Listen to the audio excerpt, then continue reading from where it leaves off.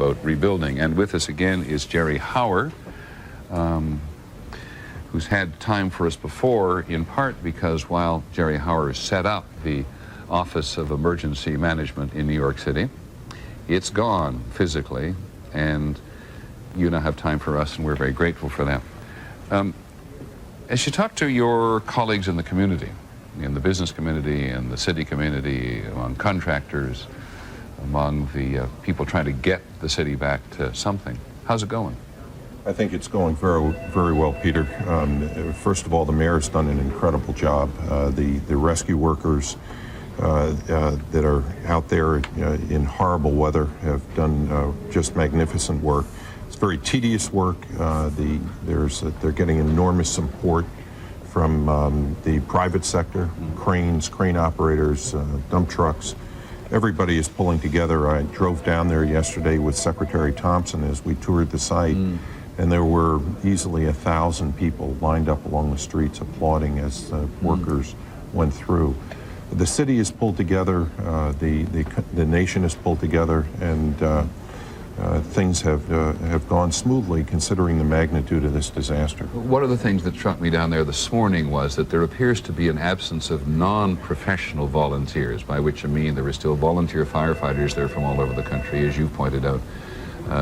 The construction industry, the construction equipment industry is participating, but it seems to be very, very precisely organized at the moment. It is. Well, the city has incredible resources. The people organizing the operation, the fire commissioner, the police commissioner, Richie Shearer, the director of the Mayor's Office of Emergency Management, have got this thing working very smoothly. Again, considering the magnitude of the disaster, it has been orchestrated exceptionally well.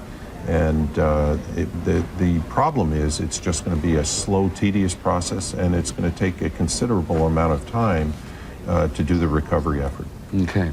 Stay with us, if you would, because we've been joined by 3 other people to talk about rebuilding. I know it's difficult to talk about rebuilding while the nation is still focused on the search for survivors in the rubble, but I think everybody from the president on down thinks that rebuilding and the discussion and the urge to rebuild is particularly good for the national psyche. And so let's continue. We're joined by Bruce Mosler, who is the president of U.S. operations of Cushman & Wakefield, which is the largest integrated real estate company in the world. Excuse me. By Ken Lewis, who is the chairman and CEO of the Bank of America. Bank of America was the 6th largest tenant at the World Trade Center. And by Joseph Rose, who is the director of the New York Department of City Planning.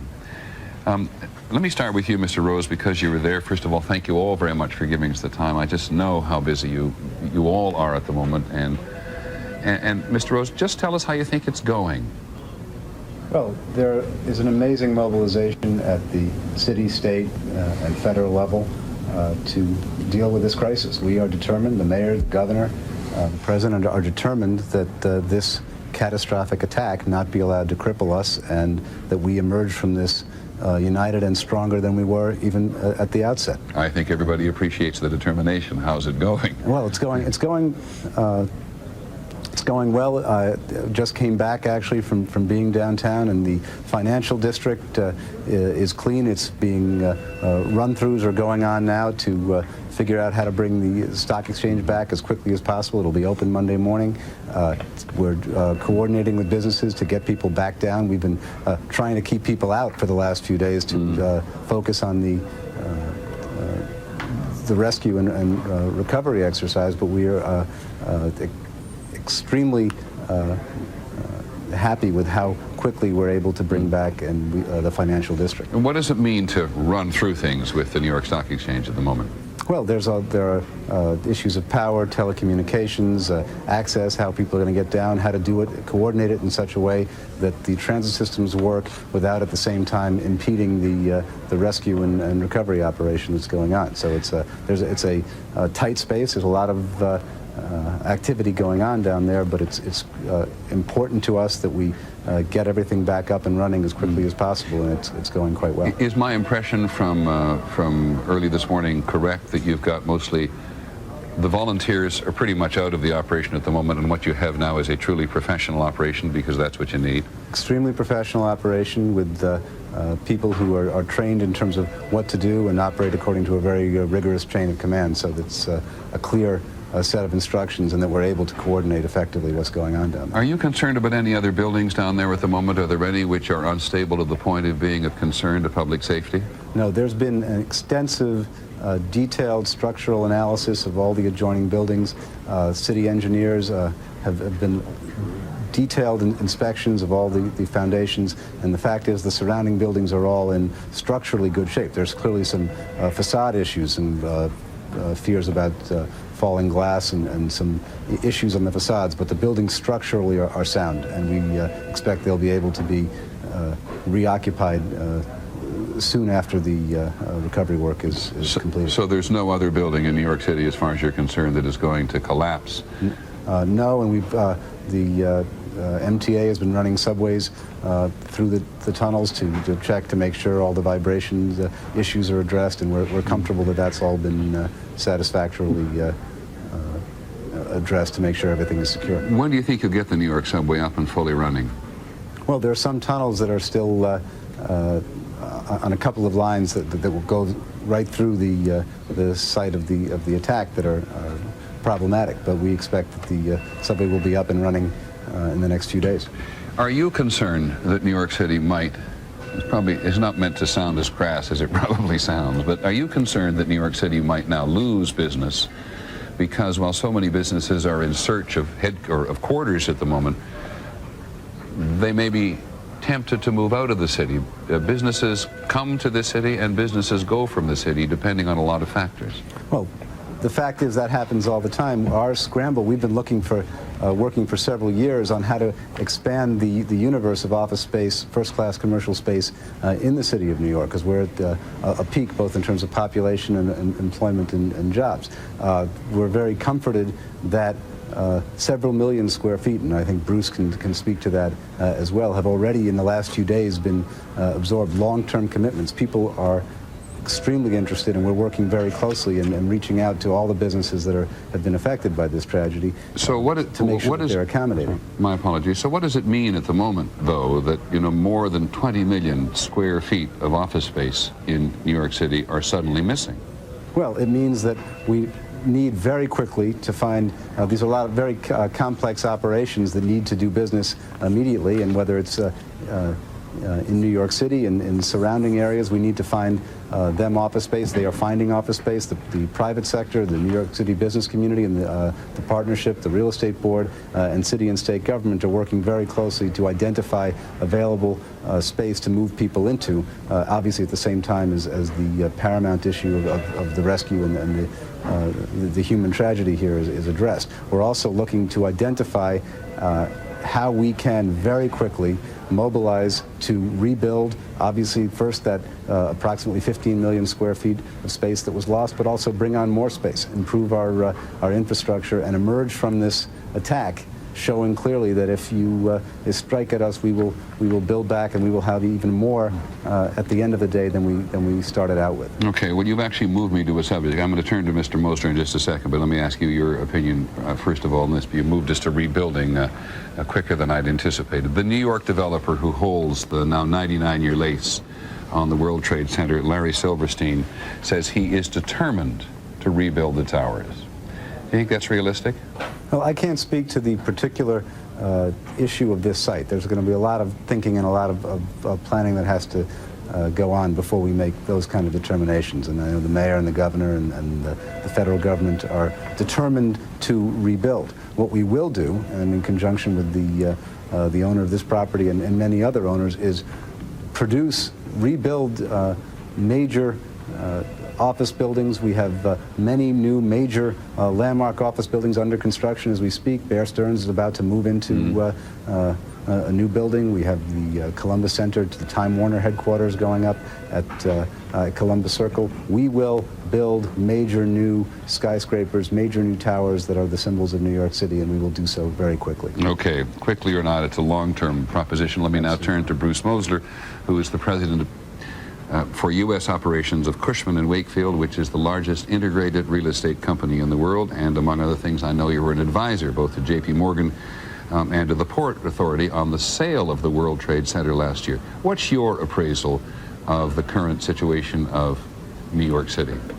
Well, good afternoon, Peter. I think what we have seen, and we're working with many tenants who are looking for homes at the moment, both permanent and temporary, what we've seen is a tremendous resolve amongst the tenants in this city to get back to business as usual and to stay in Manhattan as best we can guess at this moment. And remember, all these figures are approximate. We think that almost 3 million square feet of space has been committed to since this crisis on a long-term basis to New York. What does that mean? What that means is that the notion that these firms are looking for space outside of New York or have other concerns is really not true. They're committed to coming back and doing business in New York City proper. Of all of the destruction and all of the suffering in terms of space, I'm not talking employees here, but of all the destruction in terms of space, which company suffered the most?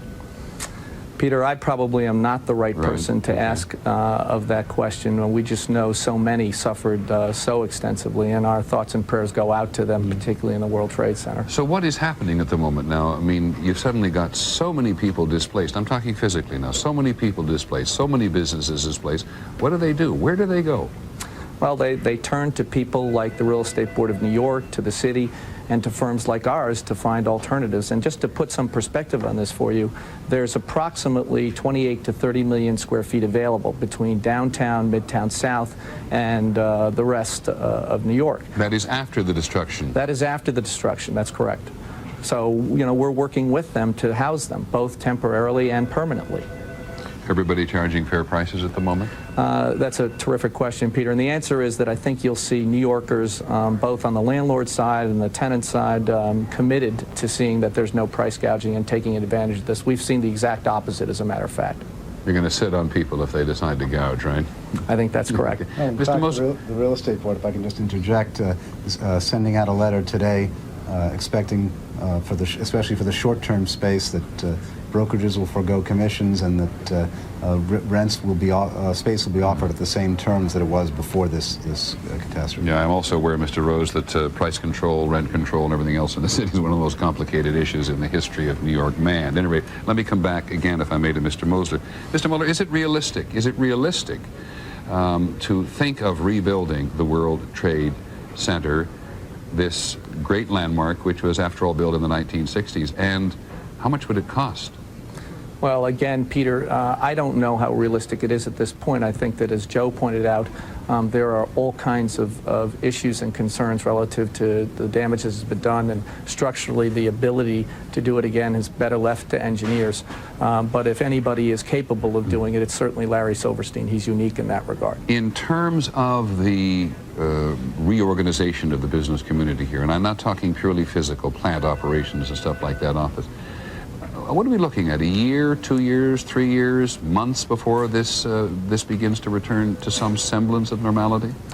You know, Peter, I think that New Yorkers are uniquely resilient, and I don't think we're talking years in any stretch of the imagination. I think that downtown, with people like Joe and the mayor's office, who have all done such an unbelievable job, I think you'll see downtown open sooner than you think. But I think business will be back to usual relatively soon. There are all kinds of caveats to that. But I go back to what I said in the beginning. New Yorkers are extraordinarily committed to seeing that what occurred does not impede their ability to do business. Okay. Therefore, let me turn to Ken Lewis, who's the chairman and the CEO of the Bank of America. The Bank of America was the 6th largest tenant at the World Trade Center, and I know how you have suffered, sir, and I know how your employees are suffering. Can I ask you that question about returning to business as usual? Well, Peter, I saw the first part of your program, and I too agree that it's hard to talk about going forward and the economy and things of that nature with this tragedy of such magnitude. I agree, sir. I do agree also that we do need to look forward, and that's the resolve of the American people, I think. With regard to doing business, we have about 4,000 associates in New York City, 418 of whom were in the World Trade Center. And so we quickly had a backup plan as our people regrouped, and some went to Secaucus, New Jersey, and then others went to buildings that we occupied in other parts of the city.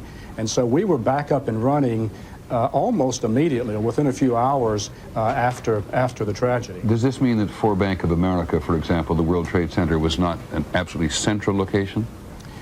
It was not the place that had the most people. We occupy about 1.2 million square feet in New York, and this had some operational aspects to our business, but was not the biggest part of our business. How many employees have you lost, by the way? We have about 8 that we have not had personal contact with.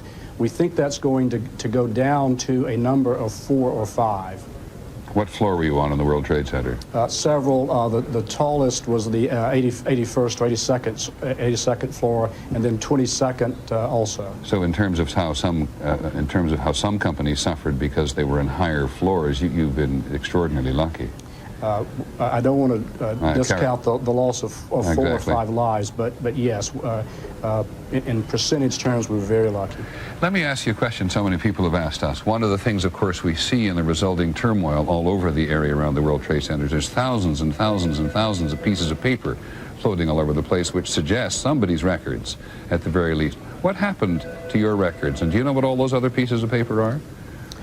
Well, usually there are 2 forms of data or information. One would be on paper, and then one would be through data transmission or other ways of storing it. And so you have that backup of the data transmission that's in other locations, which we did as well. So the paper was something that an individual was looking at, but the data in aggregate is in fact safe in most cases, I would guess. As you're speaking, we're in fact looking at that absolute snowstorm of paper that, among other things, descended on the streets of New York. Is it just automatic procedure these days that every company, whether it's in New York City or Cincinnati or in Oklahoma or California, has a backup system elsewhere? I ask this question because so many people who have their personal interests in your financial hands and others are worried about their assets and their records. Yes, 2 things. One, we do it because it's good business judgment, but we also have the added element of regulatory agencies having certain rules about us having the backup. And so we actually not only have auditors looking at it, but also regulatory bodies as well. Mr. Lewis, Mr. Moser, and Mr. Rose, if you just pause for a second, we're going to go to Andrews Air Force Base because, I beg your pardon, well, yes it is, Andrews Air Force Base, where the President has just landed on Marine One, having gone from the National Cathedral back very briefly to the White House, and is now about to come to New York City. It was the President, as we said earlier, who was, along with his family, instrumental in organizing the shape and the form of the presidential prayer service at the National Cathedral today. And when Air Force One takes off for New York, we do not know. You can say it out loud. The President is now on his way to Andrews? Oh, I see. Okay. I see your point. All right. We're talking basically about security for the President. And even as the President went in Marine One from the White House to Andrews Air Force Base, there were a couple of F-16s in the air accompanying the helicopter. I was about to say, which we presume to be absolutely accurate under the circumstances, that when the President leaves now in Air Force One for New York, which is not a long flight, as everybody knows, he will undoubtedly have a fighter escort in the skies as well. The only leg of his journey that we know that he'd had it on absolutely prior to this, I think, was when he returned from that North American Air Defense Command base in Nebraska, where he went after Louisiana, after Florida on Tuesday. But I remember ABC's Ann Compton, who traveled with the President for that entire day, saying that it was a great shock as they looked out the window just to see the presence of fighter jets on each wing, because, as Ann said, in the 26 years, I think she said, she had been traveling off and on with presidents, she had never seen it before. I think what she may have meant at the time, I haven't spoken to her on the subject, was that she didn't see it so close before, because it was right off the wing of Air Force One, and we never know precisely what kind of military security the President gets in the sky.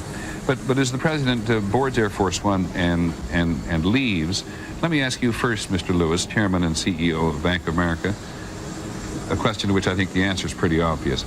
The president comes to New York today, and yes, it'll cause some complications on the ground, but it will be, I gather, a great lift for the community. Absolutely, Peter. I think it's a necessary thing to do, the right thing to do, and I think it will have very, very positive psychological effects. Many people have already raised the issue of how you finally settle into doing business as usual in New York City again. How long before Bank of America is up and running again as you were before this crisis? Peter, we're actually up and running as we speak, and actually processed about the same number of transactions on Tuesday as we had in other days. And so we, again, you hate to use the word lucky, but we were fortunate in the sense that we did have the backup and that we could get up and running so quickly. May I add, too, that you asked the question about companies doing business in New York, and we obviously are one that does business. We have two very important businesses headquartered there, our investment banking business and our asset management and private banking business. Right. And they are very important to us. New York City was the financial capital of the world the first part of this week. It is the financial capital of the world now, and it will continue to be, and we will expand those businesses in New York, and frankly, over the next several years, we in fact would like to consolidate all of our business and build a high-rise also. Well, I appreciate what you say, sir. I just wonder, it might say to you in return that I think we've seen in the country a good deal in the last year, that in a period of considerable downsizing in a great many companies, companies have done whatever it takes to stay competitive in the world, or what they say is stay competitive, laid off workers left, right, and center in many, many companies and industries. Isn't, in the final analysis, business going to follow the dollar and settle where it can still be competitive and make money? That's true, but the largest reservoir of financial talent in the world is in New York City, and so we plan to tap that reservoir and stay there and grow. Okay, thanks very much. Let me turn back to Bruce Mosler at Cushman & Wakefield. We have seen, Mr. Mosler, some companies, as I said before, just suffer dreadfully. Are there any that you know which will not be able to get up and run again because they've suffered so grievously? Peter, I don't think so. I think that what Mr. Lewis just said is sort of consistent for all of business. I think that all of them will be up and running. All of them are recommitting to New York, and I think he put it extraordinarily well. It is the reservoir for talent that brings people here and will keep them here. No, we're not aware of any that will not be back up and running. Mr. Mosler, I think everybody in the country now respects the spirit of New York in this crisis. Mm-hmm.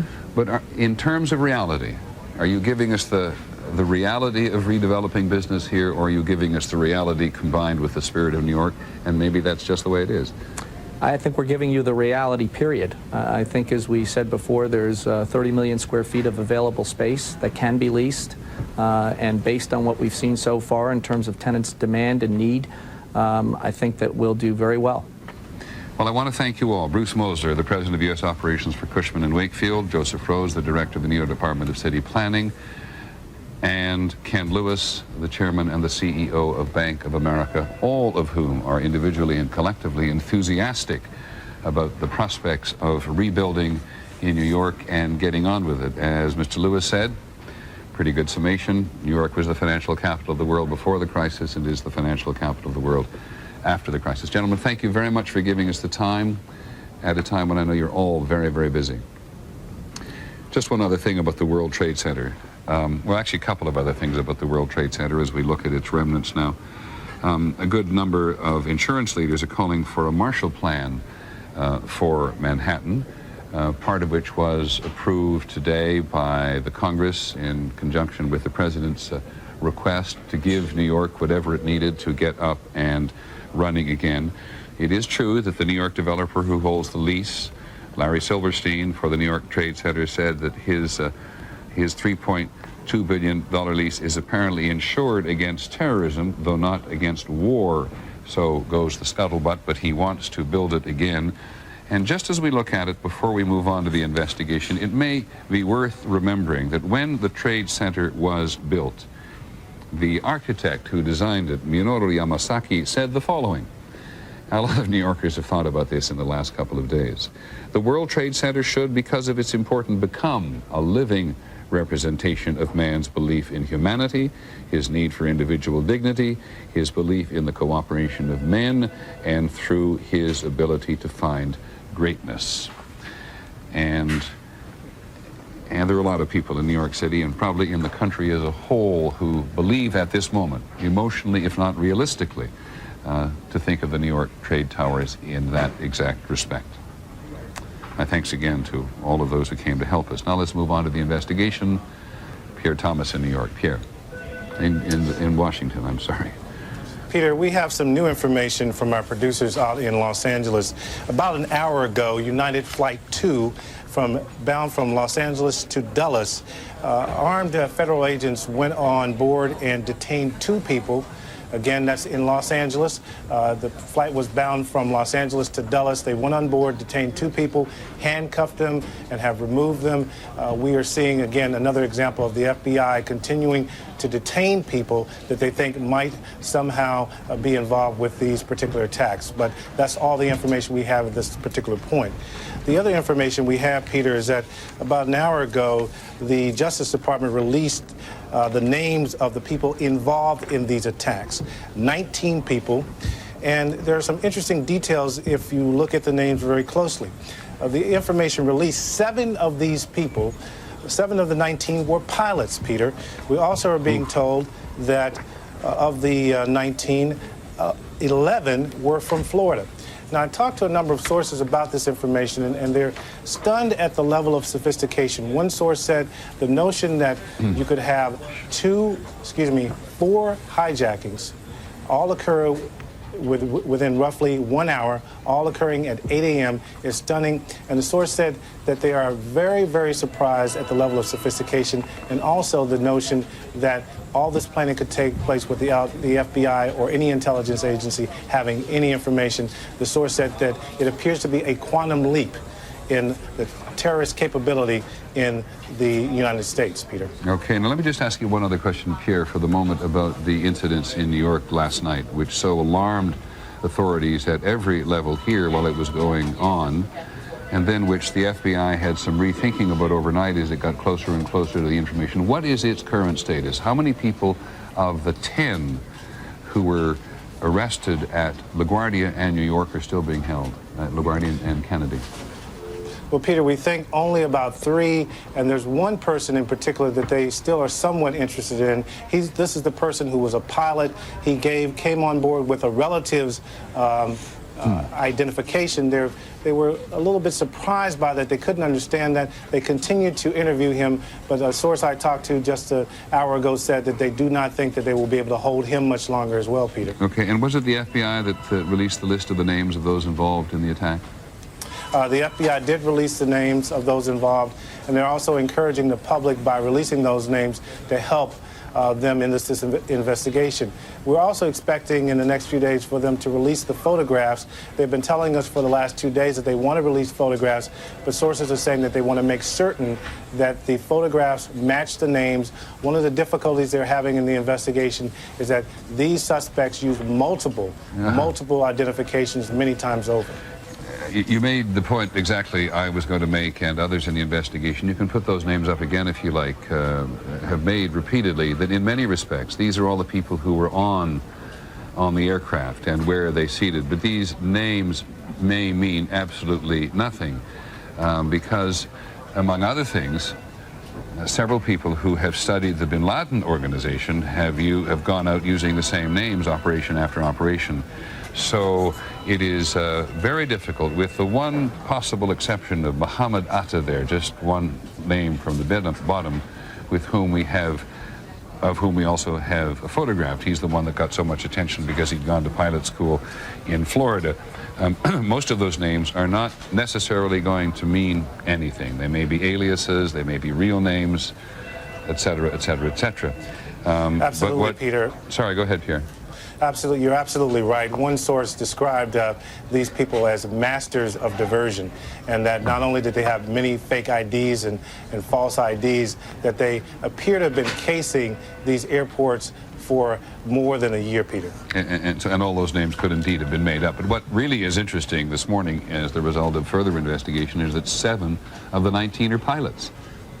That is new information, and again, one of my sources said they are stunned that there were that many people prepared to be able to fly an airline. What has not stunned them is investigation. Again, they are moving along methodically, trying to go forward and find out more about these people. But you're right, Peter. This has really left law enforcement with their mouths open in many ways. Many thanks, Pierre Thomas, who covers the Justice Department in general, the FBI in particular, for us in this given week. And when Pierre mentions the fact that federal officials have gone on to another flight this morning, United Airlines Flight 2, which was scheduled to leave Los Angeles, headed for Dulles Airport outside Washington, the country is once again, as it was last night with these incidents at Kennedy and LaGuardia, put very much on edge. So there's a universality to the on-edginess. Here's ABC's Jackie Judd. In this state of high anxiety, every person, every threat, every sighting of someone or something suspicious is treated with deadly seriousness by law enforcement. Last night, all 3 New York area airports were closed and 10 people were detained in the belief that more hijackings were possibly being launched. By today, law enforcement had dialed back. 9 of the 10 have been released. The alarm and the action taken, all very necessary, says security analyst Larry Johnson. It underscores that at this point, if you're going to make an error, you're going to make an error on the side of bringing in innocent people as opposed to ignoring somebody who may be guilty. Gotta go out. The hypervigilance also led to a decision to expand the security perimeter around the White House. The administration let it be known that Vice President Cheney has been spending periods of time at Camp David. Authorities across the country are being equally cautious. 4 people at the Miami airport were detained after acting suspiciously and then released.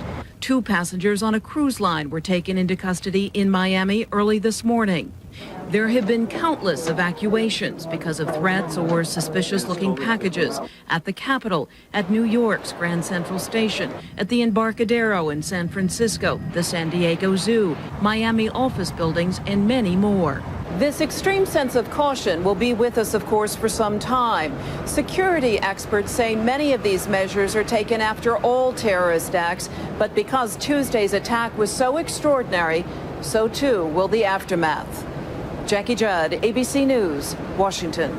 The Secretary of State, Colin Powell, has just begun a briefing at the State Department. In touch with a number of officials, in addition to the cabinet meeting and the very moving memorial service that we just had up at the National Cathedral earlier in the morning. I spoke to the Foreign Minister of India, Mr. Singh, and was very pleased to receive an exceptionally strong statement of support from the Indian government, and we had heard that previously, but he confirmed it this morning. I've also had conversations with Portuguese Foreign Minister, the Saudi Foreign Minister, Moroccan, Tunisian Foreign Ministers, my colleague, Foreign Minister Tanaka of Japan. I'll be speaking to the Israeli Defense Minister in a few moments, and I have a call into the Syrian Foreign Minister. And this will continue throughout the day for me. But beyond that, we have instructed our ambassadors around the world to go in and talk to their colleagues in those capitals to let them know how serious we are about this and begin to set the stage for any other requests we might have for them with respect to what we do as we go forward. In addition, our regional assistant secretaries here in the State Department have been inviting in ambassadors resident here in Washington to discuss the situation with them and to receive any questions they may have and to pass on any guidance that we have available to them. As you know, we are waiting to hear from President Musharraf of Pakistan, and I'm quite encouraged that the Pakistani government is taking this so seriously and so deliberately, and our ambassador is waiting for a reaction from them. I might also say that I'm pleased that the actions of the Australian government in activating the ANZUS Treaty as an expression of support, and a little similar to what NATO did, but those alliances that we hold dear and have used so effectively to keep us together as friendly nations over these many years are now, seems to me, paying off as people come forward to help us. I'm also pleased that expressions of support we have received from countries such as Turkmenistan and Kazakhstan and others are coming in. I don't have all of them on my list or in my memory, and Richard Boucher will, in the course of the day, let you know who we have heard from and what kind of responses we have received from them. And let me just stop there and take a couple of questions before I have to make a phone call.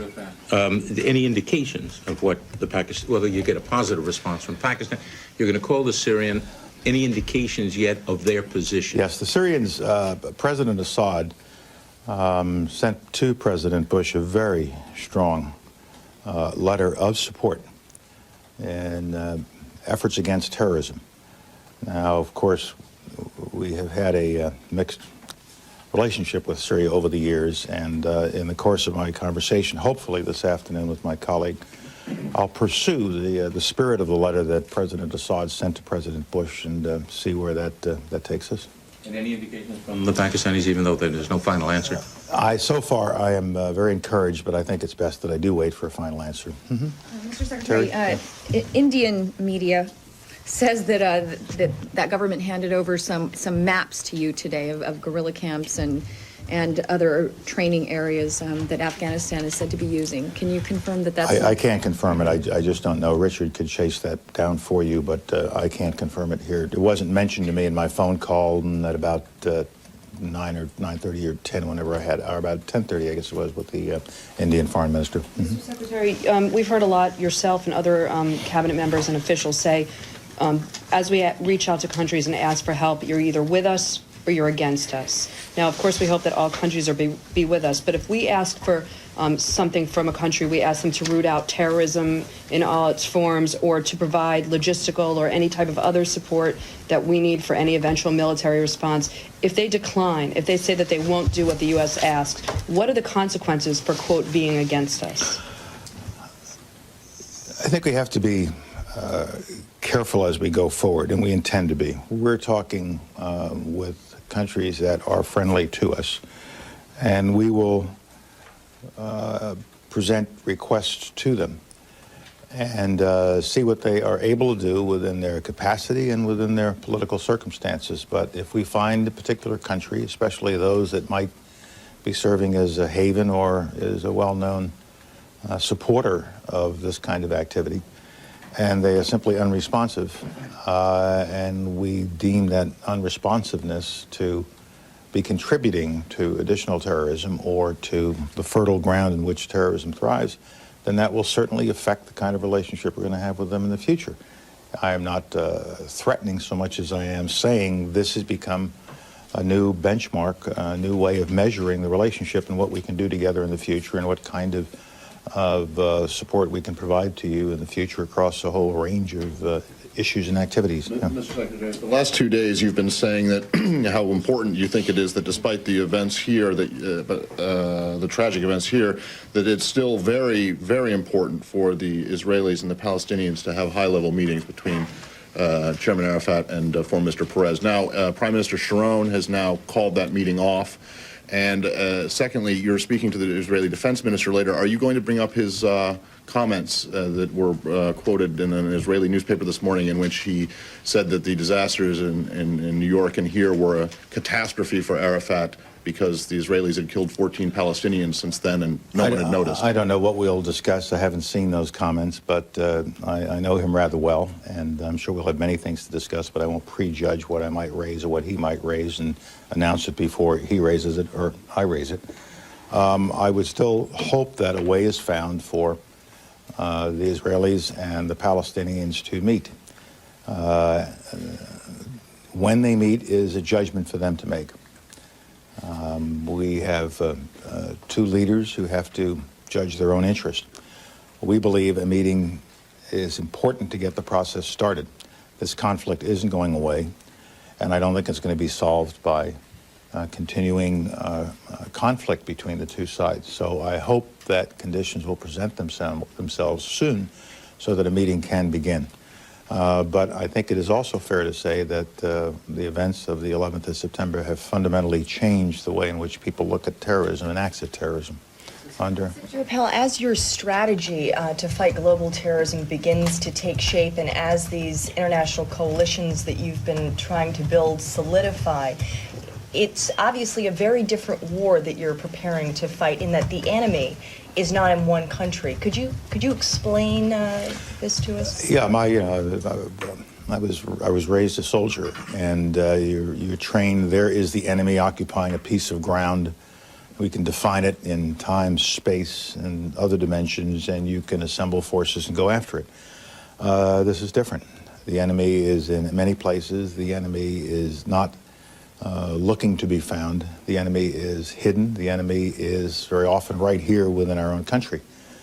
And so you have to design a campaign plan that goes after that kind of enemy. And it isn't always blunt force military, although that is certainly an option. It may well be that the diplomatic efforts, political efforts, legal, financial, other efforts may be just as effective against that kind of an enemy as would military force be. And the point the President made this morning is that the whole cabinet's involved, and we're going to use all the tools and weapons at our disposal to fight this campaign and to win this war. I only have time for one more, and I apologize. Let me say, who haven't I? Go. Do you have a message for the Taliban? Yes. Is it a vote? That's the question. All right.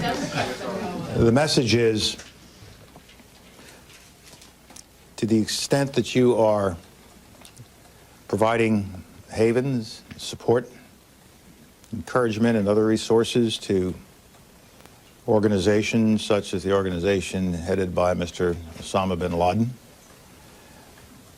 that is attacking civilization, that is killing innocent people. And I would give this message to any other regime in any other country that might be doing similar things. To the extent that you are doing these sorts of things, even though we have not yet, notwithstanding words like prime suspect, we have not yet identified Osama bin Laden as the direct perpetrator, but the evidence, we have a lot of evidence is mounting, which will allow us to determine in the near future who it is. But he certainly is the leader of that kind of organization, and to the extent that governments such as the Taliban government in Afghanistan support such things, you need to understand you cannot separate your activities from the activity of these perpetrators. And in our response, we will have to take into account not only the perpetrators, but those who provide haven, support, inspiration, financial, and other assets to the perpetrators, as the President said in his very first set of remarks some days ago. Thank you. I do have to go. Thank you. The Secretary of State, Colin Powell, being asked a question I think that everybody in the White House, in the State Department press room would have asked, and it just happened to be asked by the last question there. Does Mr. Powell have a message for the Taliban? And while he very carefully framed it so as to be an answer to any country, not just particularly Afghanistan, he says basically the following: to the extent that you're giving support or have to organizations led by Osama bin Laden, and then he digressed to say that we've not yet identified Mr. bin Laden as a direct perpetrator in this particular crisis, you cannot separate yourself from the activities of those organizations. And so, very clear, George Stephanopoulos, the response will include you. No question about it, although it seemed to have the quality of not a judgment but an ultimatum, sort of giving them one last chance. To the extent you're harboring him, you're going to face the consequences. In other words, giving them the chance. If you want to give him up, it's your choice. If you don't, you're going to pay the consequences. And that was very striking. It was also, I have to say, slightly odd to me, Peter, naming Osama bin Laden, but then getting and saying he's the prime suspect, but saying we don't have the evidence yet. He doesn't leave himself much of a way out. Well, I wonder whether or not he's speaking specifically to that which the national government has put together, or whether he is talking to the general environment of conversation and blame, that seems to me the whole country is involved in. I think that could be one thing. I think it could also be that they might just be waiting for some specific pieces of evidence from the FBI or the CIA. They know they're coming, but they just want to be able to catalog it almost in a legalistic fashion before they make the charge. There has been tremendous pressure, or at least as best the world can exert pressure, on the ruling Taliban in Afghanistan before to give up Osama bin Laden. When this attack occurred, it was the Taliban who said we weren't involved and Osama bin Laden wasn't involved. A pretty clear indication that there was a connection, and he may well be there. This morning, the supreme leader of Afghanistan's ruling Taliban movement, Mullah Muhammad Omar, urged Afghans to boldly face an American retaliation for these attacks of terror on the United States, which he clearly anticipates. The militia, the national organization's radio, which is monitored in Islamabad, the capital of Pakistan, quoted him as asking Afghans to be patient and steadfast, and this is the quote, face any American attack with courage and self-respect. Afghanistan, at least in the form of training camps, which the U.S. believes belong to Osama bin Laden, has been attacked before. And boy, are they used to violence in that country. They're used to violence. They're used to attacks of all kinds. I thought one other interesting thing from Secretary Powell's press conference, Peter, the gentle encouragement of Pakistan. We'd heard very tough talk before from administration officials saying we really need them to give us all of our requests, and Secretary Powell seemed to be more encouraging at the opening of this press conference today. Well, he did say that we're waiting to hear a response from General Musharraf. And the United States, we know, the new American ambassador to Pakistan, as well as the Secretary of State. I don't think the President has spoken to General Musharraf. I don't know. I don't think he has. Or at least we have been told he has gone in with a list of very specific requests from Pakistan, that they stop allowing fuel to get from Pakistan to Afghanistan, which is already in violation of United Nations sanctions, that they stop encouraging, allowing travel by anybody out of Afghanistan who the Pakistanis know is intending on committing some act of violence somewhere else. And I've forgotten what the third one is, but there's several. And this is going to be very difficult for a lot of Afghani neighbors. We have a quote from another senior administration official who says that the nations that we're talking to now have to realize that these steps we're asking them to take are going to be very difficult for them. They're going to have to seize assets, make arrests, and act on a number of fronts that even our closest allies are going to find as a challenge. That's for Pakistan and a lot of other countries. Yeah, in fact, as we go to Martha Raddatz at the State Department, there's another quote from a senior administration official today, Martha, which says, today's story, I tend to see the world in terms of stories, but this was his language, is really the dirty diplomatic work of laying it on the line to all countries regarding what it's going to take to meet our expectation of what needs to be done.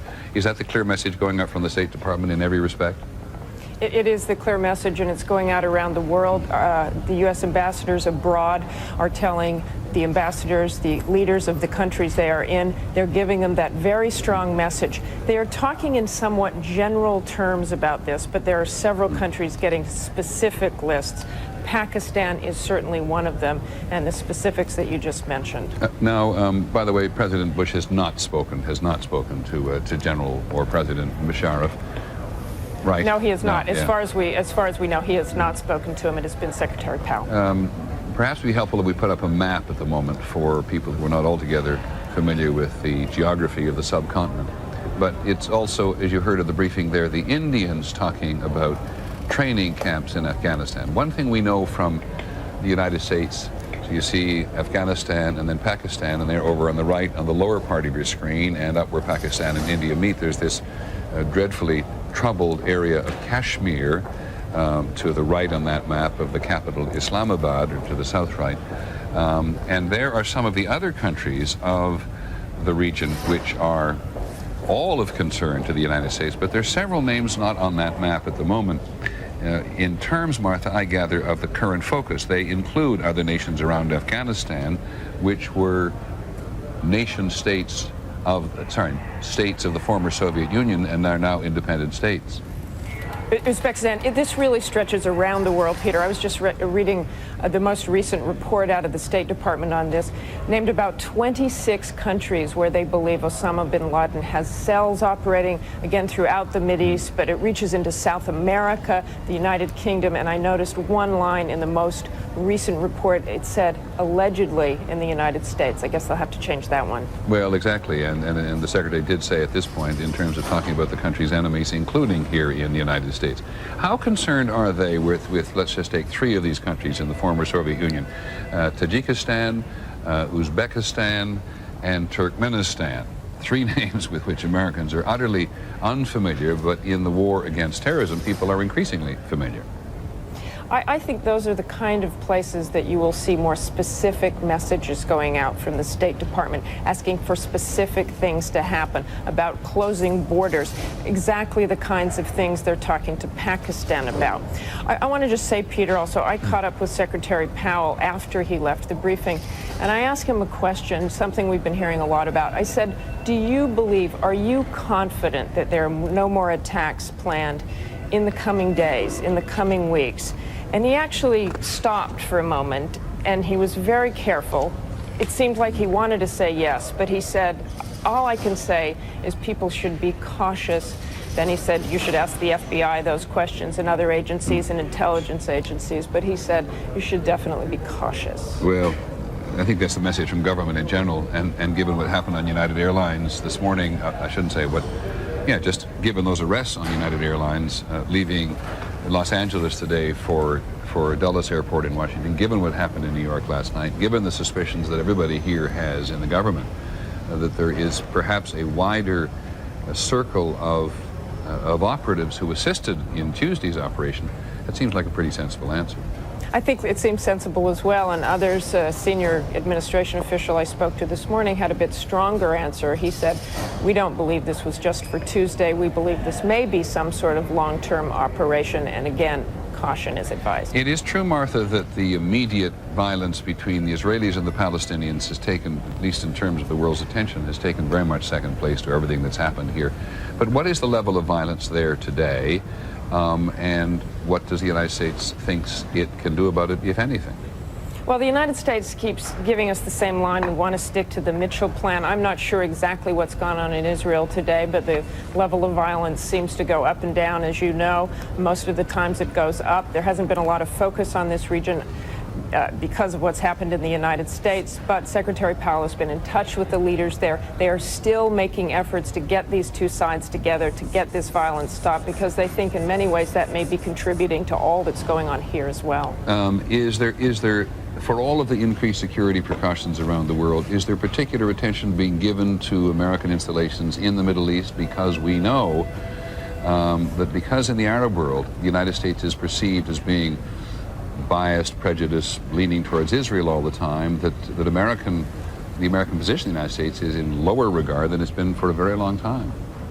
My experience over there, and I've been over there fairly recently, is that those embassies in that region are always hardened. They are always on a higher state of alert, and I don't think they can get much higher, but obviously they're looking around, they're gathering intelligence in any way they can to see not only what is contributing to the violence there, but here as well. And that's another point they've made at the State Department. What they want all these nations to do, that they're reaching out to, is share intelligence. If you have any information about what went on in the United States on Tuesday or what might go on in the future, they expect those countries to share that information with the United States, and they're making quite a point about that. Okay, thanks very much, Martha Raddatz of the State Department. There is fear and anxiety all over the Middle East at the moment, and there is in the community as a whole a real deep sense of ambiguity. The Sheikh at prayers today in Baghdad criticized people in the region who sympathized with the victims of the bombing against the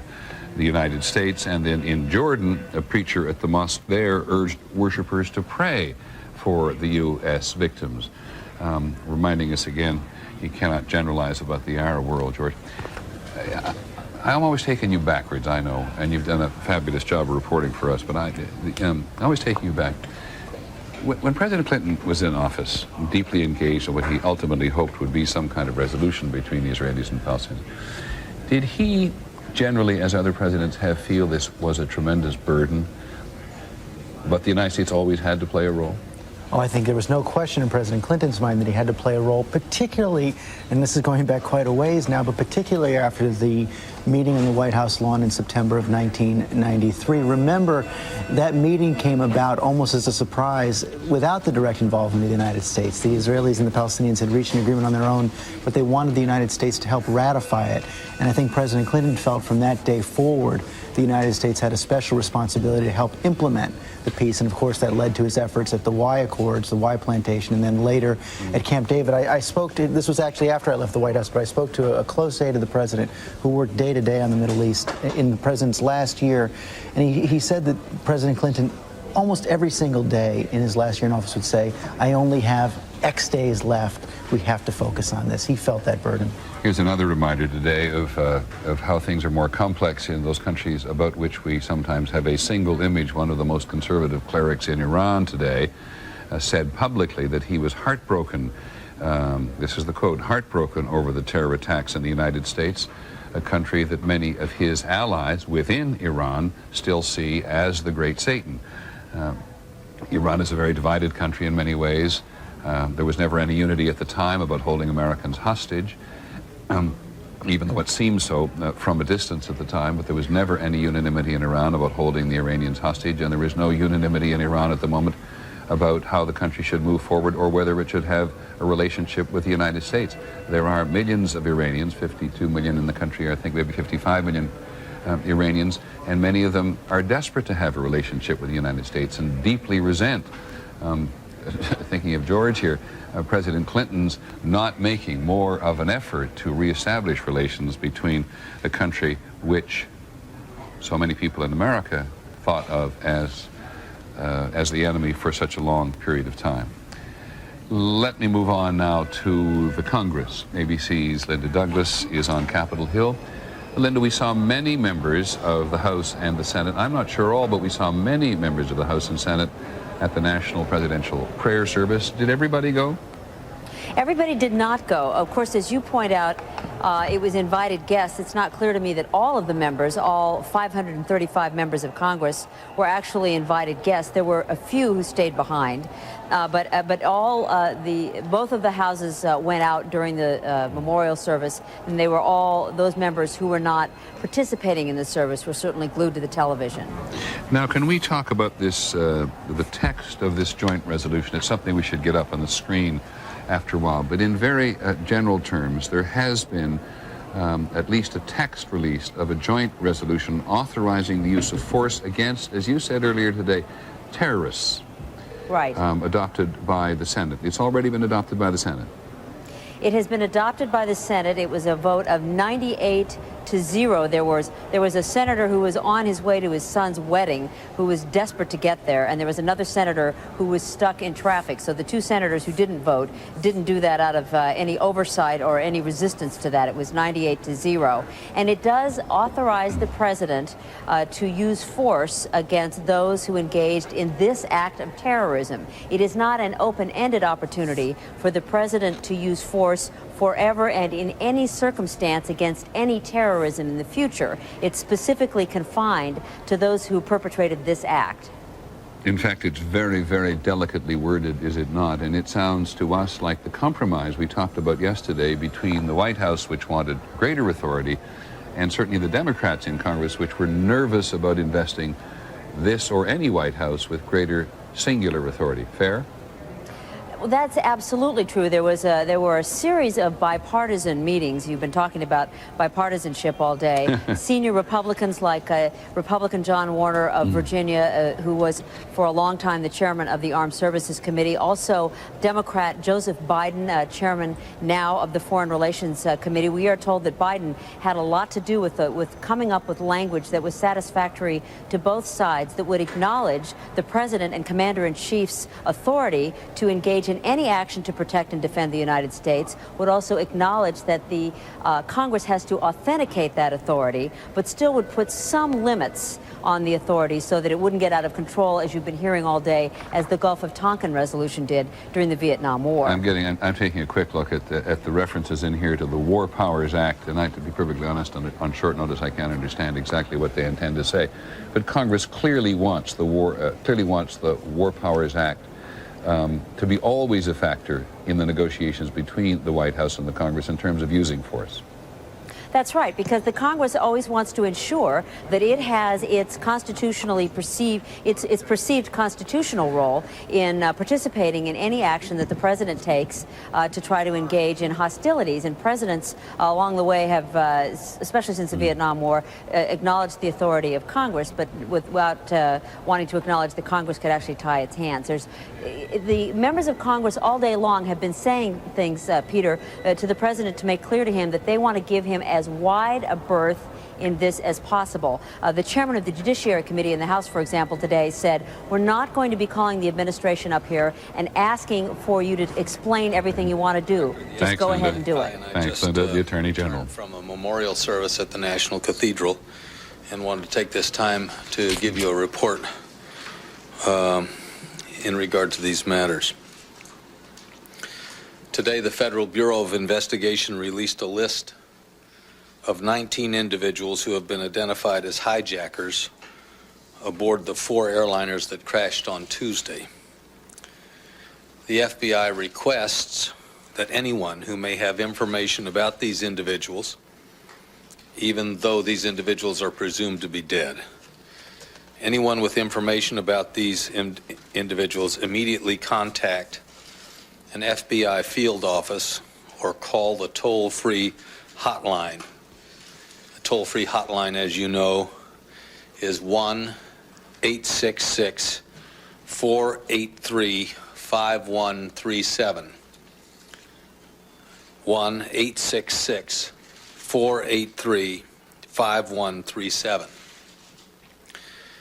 The Federal Bureau of Investigation has also forwarded a list of more than 100 names to numerous law enforcement organizations. These are the names of individuals the FBI would like to talk to because we believe they may have information that could be helpful to the investigation. The organizations that we have submitted these names to include the Federal Aviation Administration, the airlines, FBI field offices, about 18,000 police departments across America, the U.S. Border Patrol, and the U.S. Customs Service. Now, the nature of this list is that it would be changing constantly as people are either removed from it or added to it. But we believe that the individuals on the list may have information that could be helpful to us in our efforts. I want to take this moment to extend our appreciation to state and local law enforcement organizations that have cooperated with this investigation, have acted responsibly, and have been very helpful to us. Their dedication and swift action has been essential to the progress of the investigation. I'm pleased now to call upon the director to give you some more information. Before we answer questions, I thought I would fill you in on the extent of the investigation to date. As of today, we have 4,000 FBI special agents who are working on the case in various offices around the country and on various aspects of the investigation, and we have 3,000 support employees also on the investigation. 20 FBI legat offices are running down leads overseas, and all 56 FBI offices around the country are engaged in the investigation. We have conference calls several times a day to make certain that everything is being coordinated appropriately. To date, we have had more than 36,000 total leads. Of those, over 30,000 have come in off the internet. 3,800 have been received on the FBI hotline, and another 2,400 have been generated through the various field offices. As you well know, and have picked up, we've conducted hundreds of interviews around the country. We've served over 30 search warrants in various places. Hundreds of subpoenas have been issued, and we have, in the course of seizing some of those executing some of those search warrants, we have seized computers, other documentary information that we are following up on. One other point I'd make before we respond to questions, and that is that we have dispatched sent to the various major airports, FBI agents, teams of FBI agents, to assist in quickly resolving any incidents that may come up when passengers or passengers are attempting to board an aircraft or obtain a ticket, and there's some question raised, so we can minimize the inconvenience to the person who may well be stopped, and also swiftly resolve the issue. And with that, I believe we're happy to take whatever questions you might have. Director, have you obtained under seal or otherwise any fugitive injustice warrants or leveled any kind of charges against anyone in this investigation? Well, for under seal, I probably couldn't tell you, but I can say that there have been no FBI arrests at this time. Any detentions that have occurred have been pursuant to immigration holds where an individual has been out of status. On the list of hijackers, have they been connected to organizations connected to Bin Laden? And I can't get into the details of that. Astonish you that. Sorry, we'll take one and then two. Yes, ma'am. Sorry. Does it astonish you that they trained, all their training came to the U.S., there were so many of them trained as pilots, and that they lived in the open, they weren't hiding their identities here? Did any of that astonish you or shock you? Well, the tragedies quite clearly astonish and shock me and the country. The fact that there were a number of individuals that happened to receive training at flight schools here is news, quite obviously. If we had understood that to be the case, we would have, perhaps one could have averted this. But beyond that, I and I think everybody else is just astonished at the extent of the tragedy as a result of what happened last Tuesday. Yes, sir. Director, there were 2 people removed from the flight last night, I guess, in New York, and those 2 people's names appeared on a website.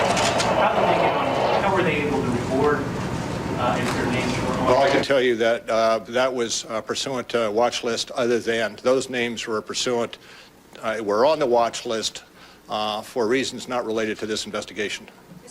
On the list of the hijackers, 2 quick questions. One is there are several shared last names. Were many of them related to one another? And the second question is Delray Beach and Hollywood, Florida seem to be very common residences. Do you know whether those were like bases of operation for these men?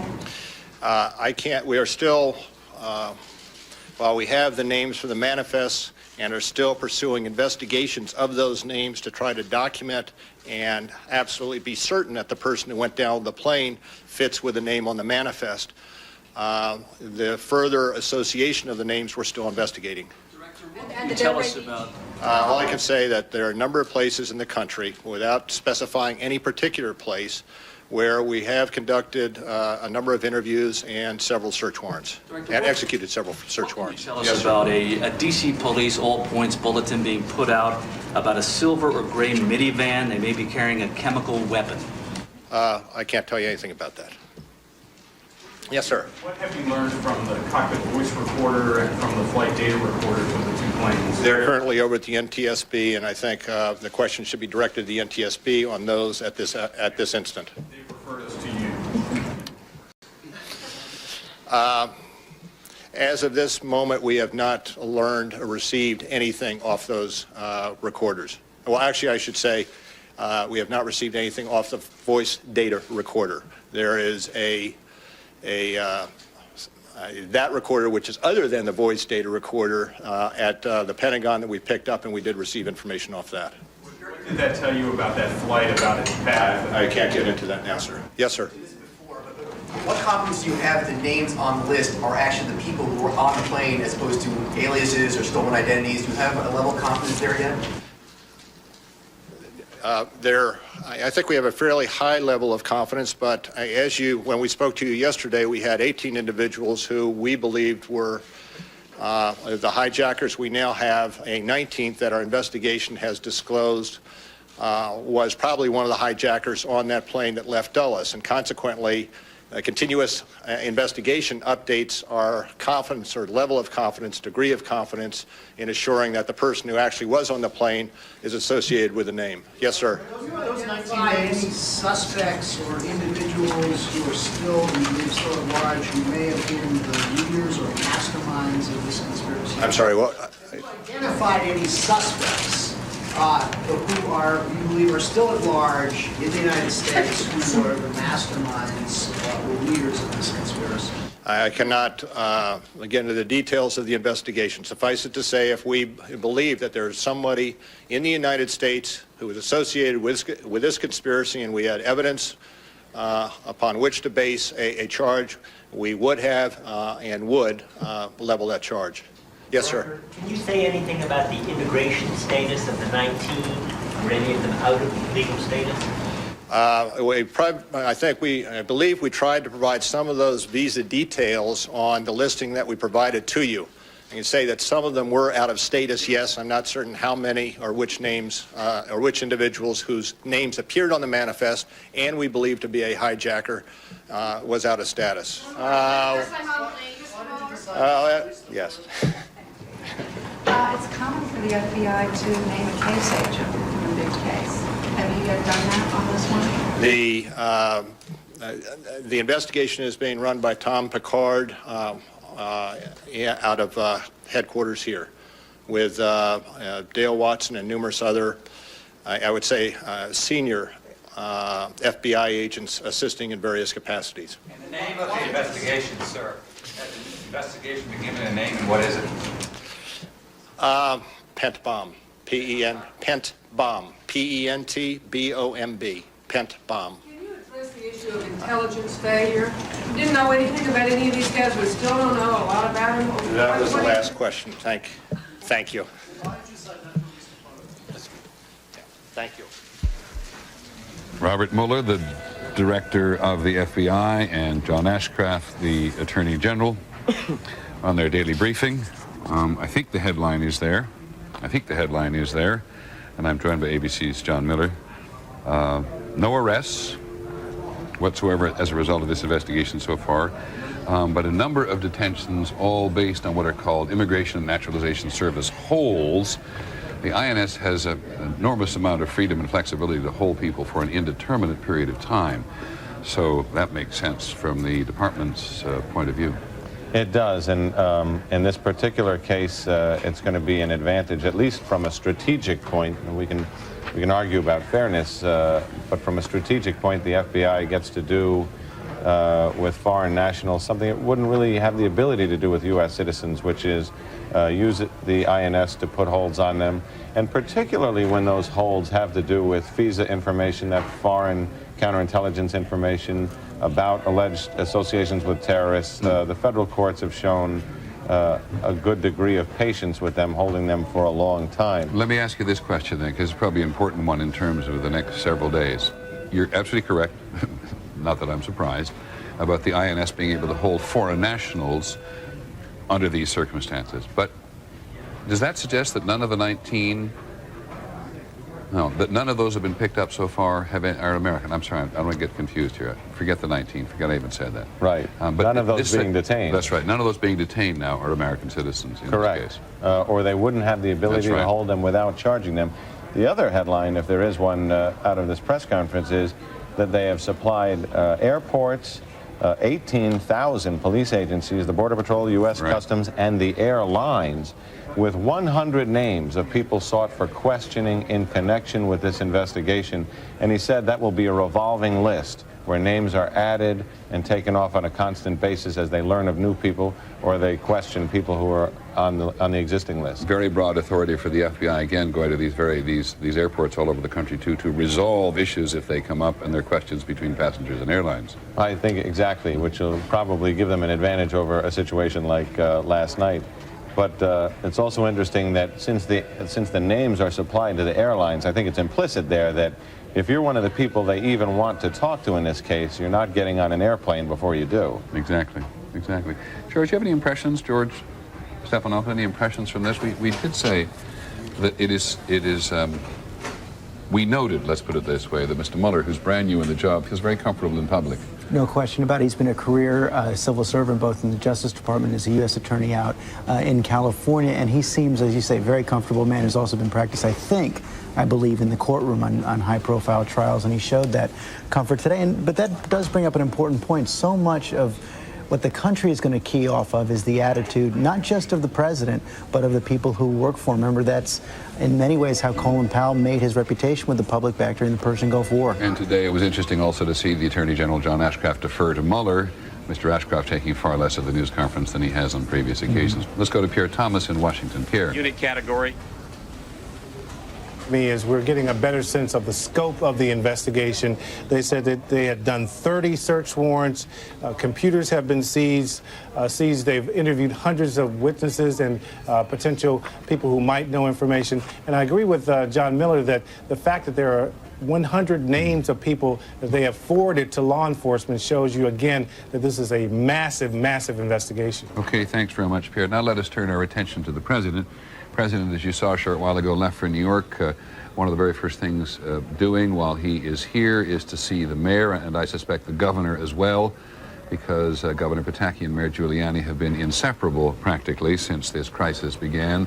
Where one goes, therefore, there goes the other, at least certainly in terms of public appearances, which have anything to do with talking to the public in a formal way. Dan Harris, one of our correspondents here, gives us some sense now of what President Bush is actually going to see in downtown New York. Like Peter Schmittig, many of the people who live in the secure zone are doing so without electricity. We do have to walk upstairs with the dog 3-4 times a day. It seems tough, but it's not that tough. Easier, perhaps, for him to be upbeat. At least he can get home. Many others, including the Rutman family, return every day only to get turned away. Move back behind the barrier, right over there. I can't get my medication. Our pharmacies are burnt down. You know, the doctors, nobody's answering. You can't get in every time you try and call anywhere down here. It's busy. They told us, we called the building, they tell us there's somebody there waiting for you. They'll let you in. Just call the number. Keep calling the number, and nobody's answering. It's busy and busy and busy. While much of Lower Manhattan has now opened up, a large portion south of Canal Street, an area that used to exist in the shadow of the World Trade Center, is still locked down tight. Normal life has ceased. Trendy restaurants closed, convenience stores lit only by candlelight, the newspaper stands still displaying Tuesday morning's headlines. It is now a sort of police state. National Guard checkpoints, huge stockpiles of emergency supplies, streets lined with bombed-out cars. It literally feels like we're under siege down here, a war. It looks like a living war, and then you have to use your ID just to get home. Compounding the deprivation, the nagging knowledge of their proximity to such enormous suffering. There's this horrible thing, you know, all people dying, you know, just to be, you know, we're 7 blocks from where it happened. We're living on top of a burial ground. What strikes you, Peter, when you come down here, I drove down here last night, is that there is essentially a huge divide between uptown and downtown. Uptown has approached or is making a rough facsimile of normalcy. Downtown, as soon as you get here, you realize you are in close proximity to a major, major disaster. And there are a lot of people who are living here, as we just showed you. We have found, however, that there is a lot of persistence. Around the corner over here, we saw a sign. Drew Milhan, my producer, and I were walking. There was a sign hanging out of a window that said, "Here to stay." Thanks very much, Dan Harris, down there.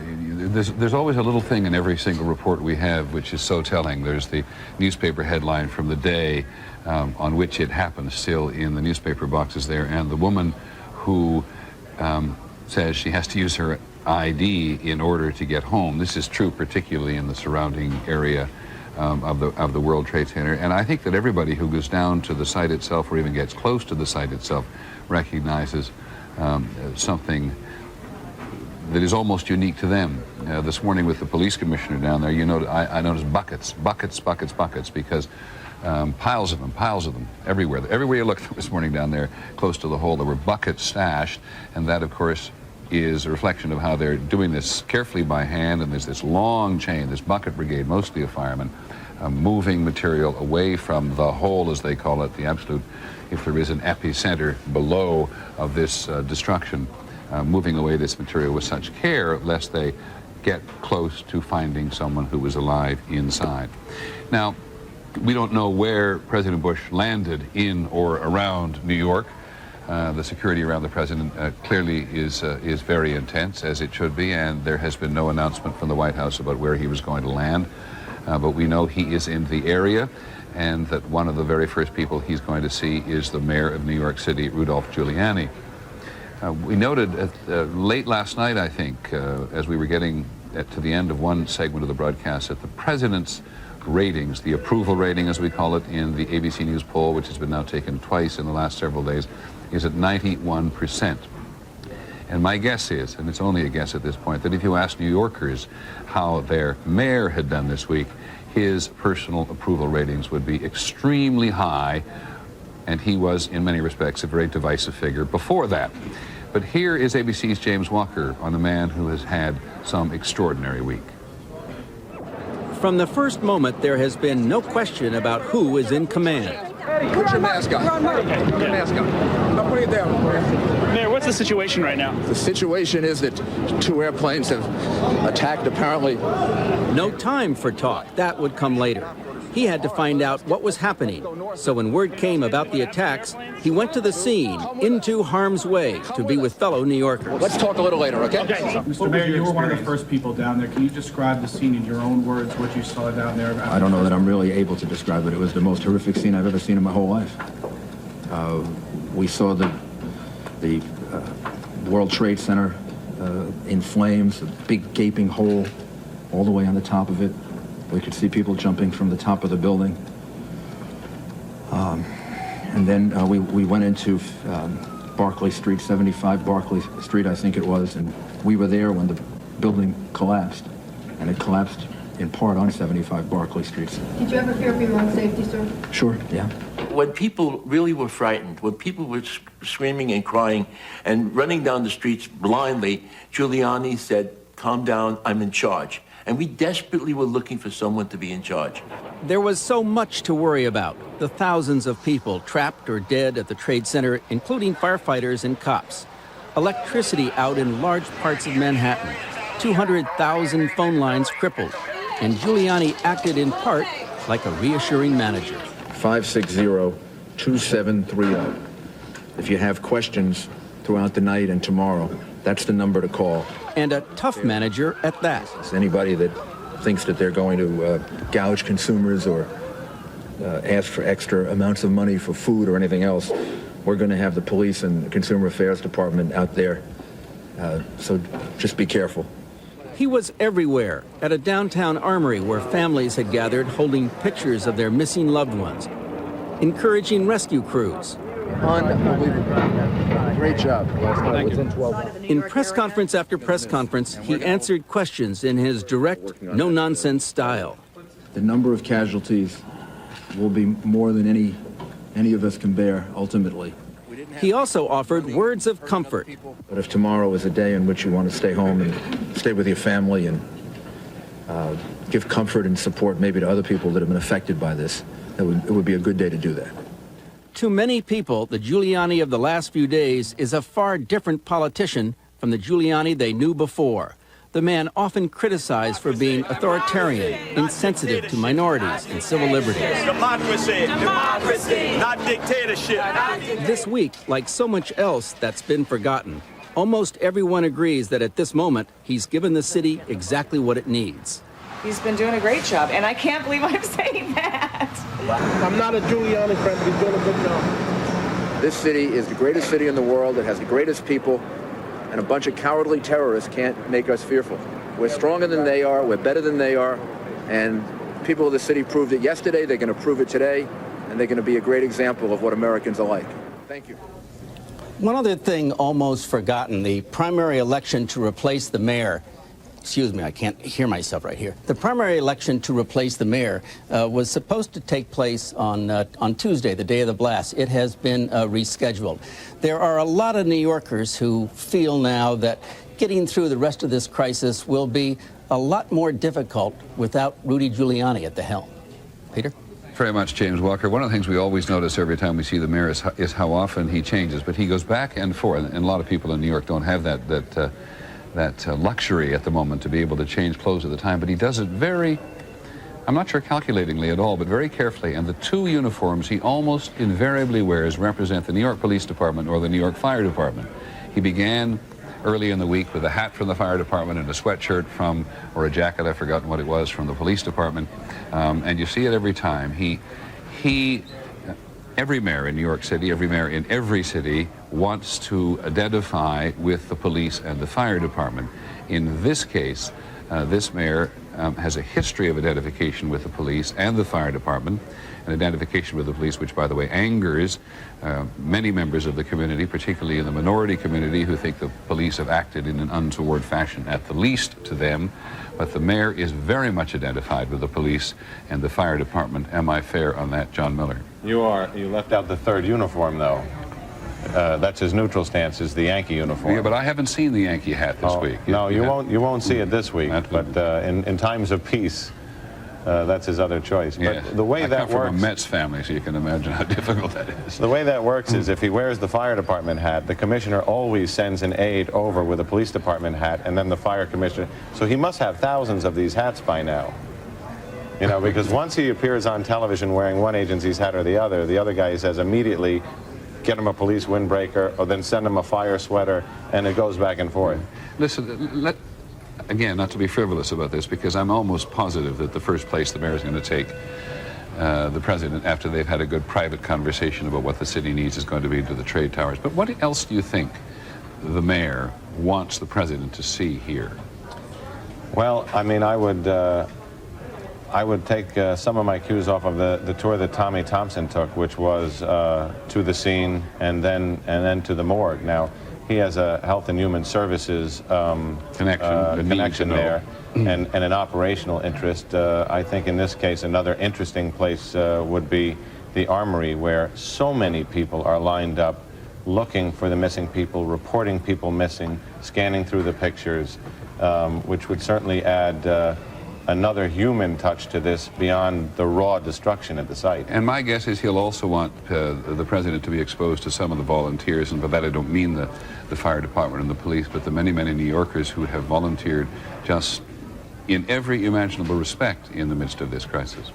Absolutely, and I mean, I think the other thing would be to the volunteers who work the site and this job, but also some of those who are in limbo, wondering what happened to their loved ones, their friends. The police commissioner did say this morning, by the way, the president couldn't be any safer than he is here in New York on this particular day. I want to invite in our resident historian, Michael Beschloss, because we have now, or we're in the process of now seeing, the president in two absolutely mandatory roles. First at the national presidential prayer service this morning at the National Capitol, talking to the nation. I think those are pretty close to the longest remarks the president has made, including the remarks he made on the night that he came back from Nebraska. And secondly now, Michael Beschloss going to the scene because it's a must, is it not, for presidents to go to the scene, because they do offer, doesn't matter what party they are or what period they're, they offer a sense of connection that nobody else in the country can.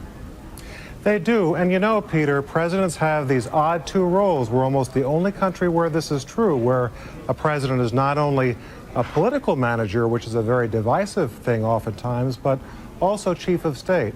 And oftentimes presidents are no greater chiefs of state than they are, tragically, during a situation like this, when they seem something like a national father. Ronald Reagan, at the time of the Challenger disaster in 1986, it seemed that almost no one could fill that role better than he could. And Bill Clinton, after the tragedy in Oklahoma City in 1995, many people said that was the first time that they really began to imagine Clinton as president. And in the media age, in the television age, where so much of the country participates in this, you judge the president on this level. I remember so well President Reagan comforting the families of the astronauts on Challenger in Houston at a memorial service. And the whole country was moved to tears, partly by the catastrophe, of course, but partly by the president's behavior. And when Bill Clinton not only went to see the survivors of the Oklahoma disaster, but talked, I recall at the time, talked to every single one of them. It took hours. That's exactly right, and something that he does well. And that brings a president influence, because a president who really isn't seen in this chief of state role has a very hard time getting support for some of the policies that sometimes can be a little bit more divisive. Now, you've heard us mention that in these snap polls, these sort of quick 600 or 700 person polls, which are, by the way, scientific, that we've taken, the president's approval rating is currently at about 91%. As you look back at presidents in crisis throughout at least modern American history, certainly since polling, how do they do, generally speaking, under these circumstances? It always happens, and it even happens in situations that are unlike this, where the crisis is the president's fault. In the spring of 1961, John Kennedy, of course, presided over that disaster at the Bay of Pigs, that failed invasion of Cuba. In the aftermath, Americans rallied to him. His popularity shot up to the low 80s, and Kennedy said, you know, it's the strangest thing. The worse I do, the more popular I get. And in some respects, this is the power that the additional power the president has as a result of modern media to communicate the message on his terms to the people.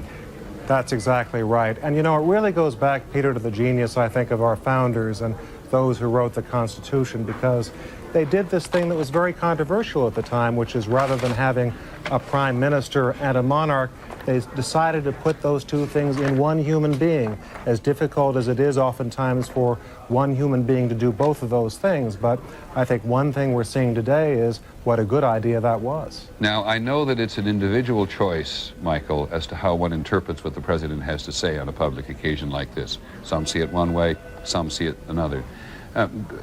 Your own opinions on what the president said at the National Cathedral today? I think he was making a statement, not only in what he said, but also the fact that he was there and the kind of ceremony that was. That was a ceremony of defiance, because one of the things those terrorists were trying to do on Tuesday was make sure that we would never see a scene like that again. In the same way that after the Kennedy assassination, we have not seen presidents riding around in cities in open cars, tragically. The terrorists hoped that we would never have the courage to have as many key figures in the American government and American society in one place, because we would be afraid. In a way, that ceremony was a demonstration of the fact that the terrorists did not get what they were trying to do.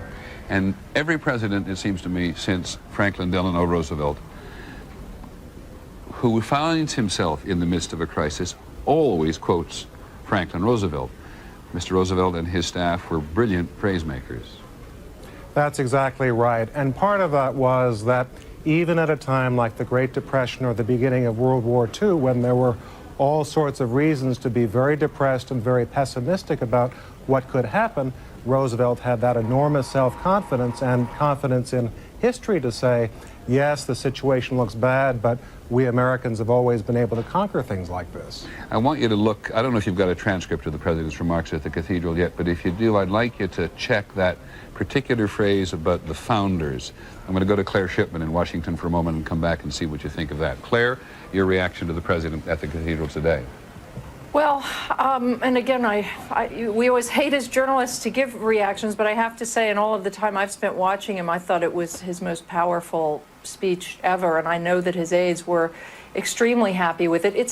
It's a very difficult moment for a president. It's a time when the entire nation is watching, and as you and Michael were talking about, he has to play a dual role, showing solace and compassion, healer in chief, if you will, if that hasn't become a cliche already, but also a great deal of strength and resolve. And I think for this president especially, somebody who often seems to shy away from the limelight, who's often happier letting others speak. He doesn't long for that spotlight. It's been an interesting transition to watch him over the last 3 days. And I think today he clearly hit his stride. I was most struck by the phrase of this will end in a way and the hour of our choosing. I mean, this was somebody who felt very comfortable with his words today. And again, it did remind me very much, although a moment I think 10 times more profound at the very least, but of President Clinton's trip to Oklahoma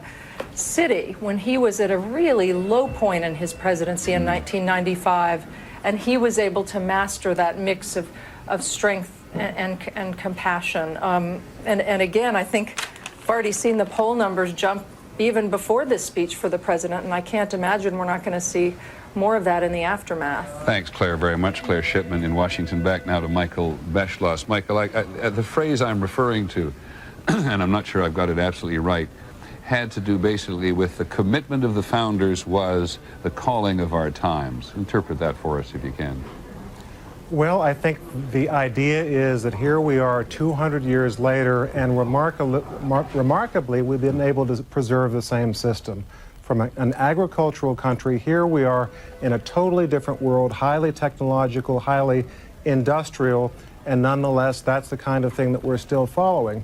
I think the other thing that we have to remember with George W. Bush is that what really gave its power, the power to that speech for me was that this was not only a eulogy for those dead, this was a prelude to war, as you and George Stephanopoulos were talking about a little bit earlier. And you know what it reminded me of, Peter? It reminded me of the summer of 1940, or 41, when, as you remember, Franklin Roosevelt and Winston Churchill, as we all know, met on that ship just off the Canadian coast. Right. And that was a meeting to prepare for a war in which America and Britain would be allies, and they sang, "Nearer, my God, to thee." People cried because they knew that war was coming. To just continue that particular theme, at least one aspect of that theme, it was a real, not surprise today, but it was a very unusual event to see the American national anthem sung in the Canadian capital this morning in the front of the Canadian Parliament buildings. And I say that for two reasons, because, as I said originally, this is an extraordinary demonstration of solidarity between the two countries, but because Canada has so suffered in its relationship intellectually and psychologically with the United States down through the years and has always had a great deal of difficulty defining it. But there was no difficulty defining it whatsoever this morning. I think that's right. And even to the minor fact that perhaps the criminals of the other day came over the Canadian border to the United States, it closes the circle with healing. George Stephanopoulos, asking you once again to wear old hat. The president is always seen through one's own individual prism of political opinion. And there may still be people in the country who believe that this president came to office, what's the word I'm looking for? Not illegal. But without full, didn't get elected. Didn't get elected. Came to the presidency in an illegitimate fashion. I think the country's getting by that in this instance. Well, certainly in this instance. I mean, I think really what you're seeing here in the president's poll numbers that you quoted earlier is really a shattering of any kind of partisan identification, at least among average people in the country, regardless of what's happening in Washington. And I think that will happen for quite a long time. But, you know, and this often happens in war. You talk about President Bush's 41, his approval ratings during the Persian Gulf War, but also Michael Beschloss was just talking about Winston Churchill. And Winston Churchill, coming out of World War II, also had tremendous popularity in the country, yet a year later he was promptly defeated. Yeah, so it's very short-lived. It is one of the most astonishing things about modern British history, and people who did not live in Britain in those times have always had a difficult time understanding how this wartime leader could have been turned out of office. Precisely the same thing happened to President Bush. Precisely. One thing that President Bush, after the Gulf War, didn't have going for him was the economy, of course. Exactly.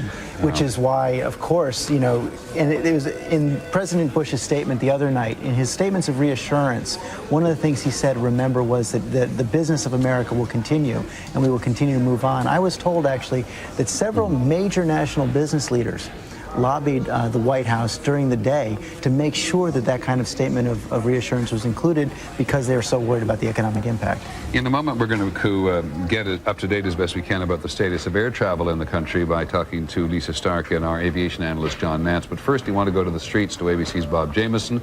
Bob, from where you are, is there any sense of the president's impending arrival? Peter, I think that what we have seen is a somewhat increased police presence, a few more gawkers.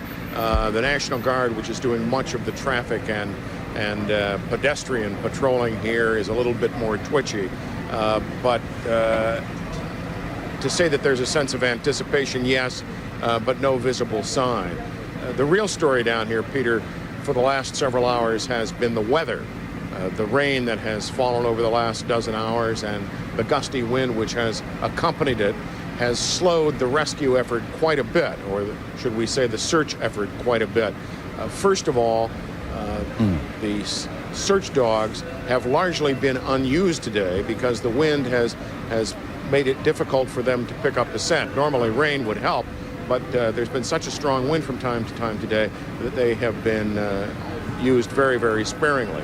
In addition to that, because of the slippery conditions caused by the rain, the people who have been moving this debris inches by inches sometimes in those bucket brigades have given way to simply and only equipment at some sectors of the search area. And in addition to that, the rain, which fell for such a long time, has made the debris much, much heavier. Meteorologist Bill Evans from New York's WABC TV has been using a mathematical formula today, and 1 1/4 inches of rain has fallen so far in the search area, ground zero. And he said that, according to this mathematical formula, would mean that the several 100,000 tons of debris has become about 50,000 tons heavier. Now, the rain is stopping, and it's entirely possible that when the president reaches the place where the Twin Towers used to stand, the sun could be poking through. But the weather is not going to improve that much in terms of the search. Steady winds of 15 to 20 miles an hour are expected from the north, with gusts up to 35 miles an hour, and so it's not going to get any easier down here. Is there more heavy equipment arriving, or do they appear to have everything on scene that they need? And before you answer that question, that's the bucket brigade that we've been referring to. That's at a couple of locations, but that's that one particular central location where bucket brigades have worked relentlessly. There are really only two major areas at the moment, I think, where they are actually working in that very, very direct hand-by-hand way, because, as Bob Jamieson says, there's still an enormous amount of huge, heavy pieces of material to move, and it's difficult in a search and rescue site like this because it is also very noisy. Heavy equipment is noisy, and every so often, under earthquake circumstances, one wants to stop. There's a whistle, and everybody stops and listens if someone thinks they have heard something. Occasionally downtown, you will see a firefighter or some other searching official hold up his arms to indicate quiet, and they'll get quiet and they'll listen. But the overwhelming one of the overwhelming presences there on this site is, of course, noise. Anything else, Bob? Well, you were asking about the equipment, and of course it's a balancing act, Peter, as you well know, between the very large cranes that can move these huge pieces of debris, particularly the steel beams, and smaller cranes which are able to do the more delicate work. There has been some additional heavy equipment arrive today, and in fact, I was told that the only piece of equipment of its kind, a new sort of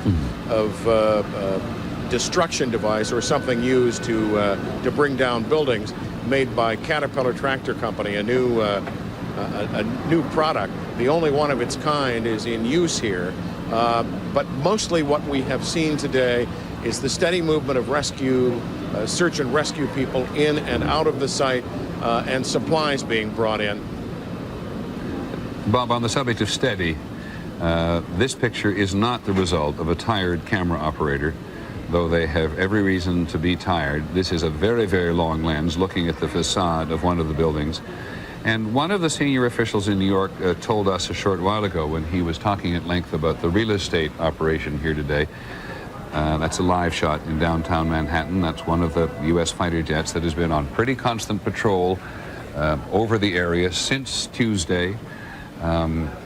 That's a regular appearance at the lower end of the city at the moment. It may well have been intensified today because the president is in New York, but that has now become a regular sight for people at the lower end of Manhattan today. At any rate, those pictures are showing the facades of buildings in some respects do not tell the complete story, and a senior official from the department from the city told us just a while ago that every building in the immediate area has now been checked, and every building that is now standing is in structurally sound condition, that there is no fear of collapse anymore, and that this, what he called cosmetic damage on the outside of buildings, that, by the way, is not cosmetic damage, this cosmetic damage on the outside of buildings was precisely that, and while many of them will be needing refurbishment and sometimes reconstruction inside, that all of these buildings have now been investigated by the engineers and are in pretty good shape. John Miller. This, of course, out of all the sites, is the one site where they have not yet recovered a black box, in fact, 2 black boxes. And they've expanded their search for it, not just through the rubble, but now as they truck the debris away, they've set up an area to take it in Staten Island, a landfill, where they empty the trucks by hand. And what they've been finding is in amidst the debris, the large pieces, unfortunately, human remains, which is separated, given to the FBI evidence response team, and then sent to the medical examiner. But they're also told to do a hand search through every piece of debris, looking for any sign of the black boxes. And that's why our pictures at this particular site are a little bit misleading, because we see these great pieces of equipment just claw large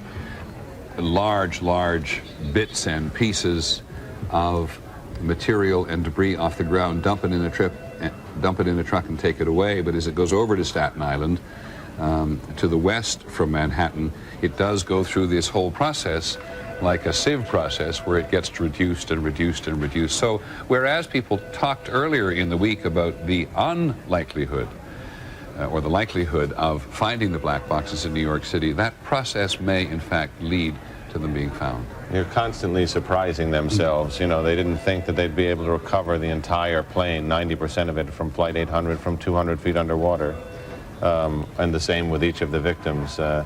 In this case, I mean, this is almost unsurmountable, but they have an awful lot of people working on it. Okay, John Miller, thanks very much. We are, of course, waiting to see the president here in New York. He is here, and we will have a visual hookup with him in just a moment. Thank you. Yes, indeed, the 37-member congressional delegation came to New York. That's the 37-member New York congressional delegation, which came here with the president, flying in one of the giant helicopters. So that's at least how we know he got to where he is going from where he landed, but we do not know where he landed as of yet. And on board with the president today from Washington were the 2 New York senators, Senator Clinton and Senator Schumer. By the way, the Federal Emergency Management Agency, or let's figure out exactly where he's landing.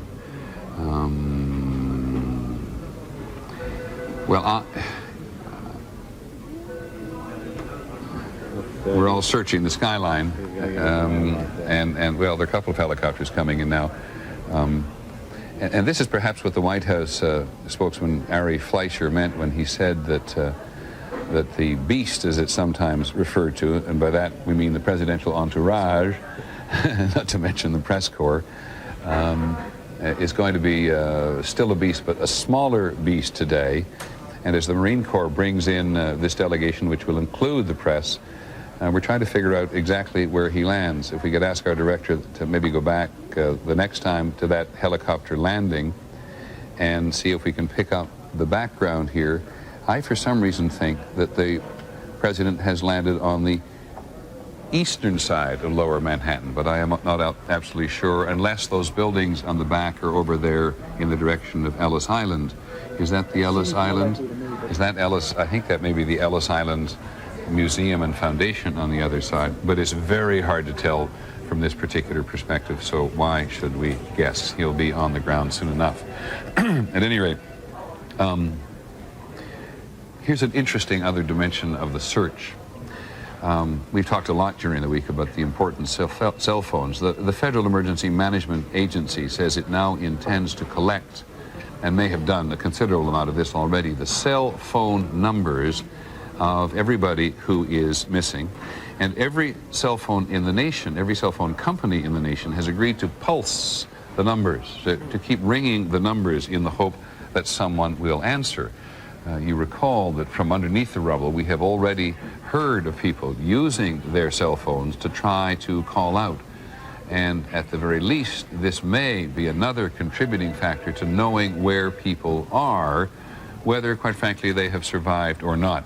It's interesting, when this started, several people that I know are among the unaccounted for, and as we were sitting here that day watching this unfold, during breaks, I would call the cell phones, and the cell phones would be ringing and go to voicemail.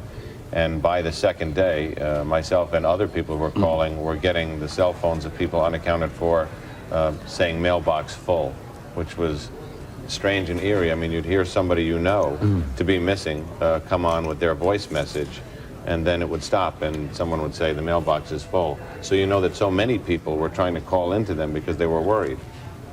Here's one more aspect of the operation, and this is one more surprise to us, because you may recall earlier that the Federal Emergency Management Administration Agency said that that everything was under control. The city had as much as it needed. The federal government was providing as much as the volunteers and the other rescue workers needed. But the Red Cross here in New York City, quite the contrary. The Red Cross says the city is, and these workers are in desperate need.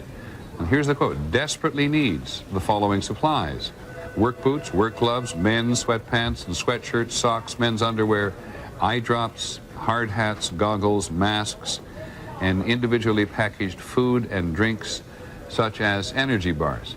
So there is something of a conflict here, and not an unimportant conflict, about whether or not the people who are doing all the work there on the ground have all of the resources they need.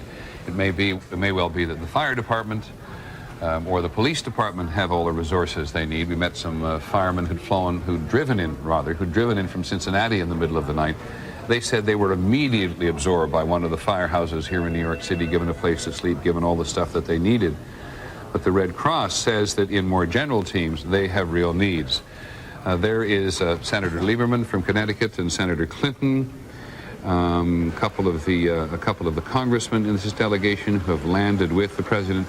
And in many cases, there's Senator Schumer just crossing in front of the camera there. They've all got, you notice they've got FEMA jackets on, Federal Emergency Management Agency jackets, which is a very good, and one could argue appropriate, advertisement for this particular federal agency.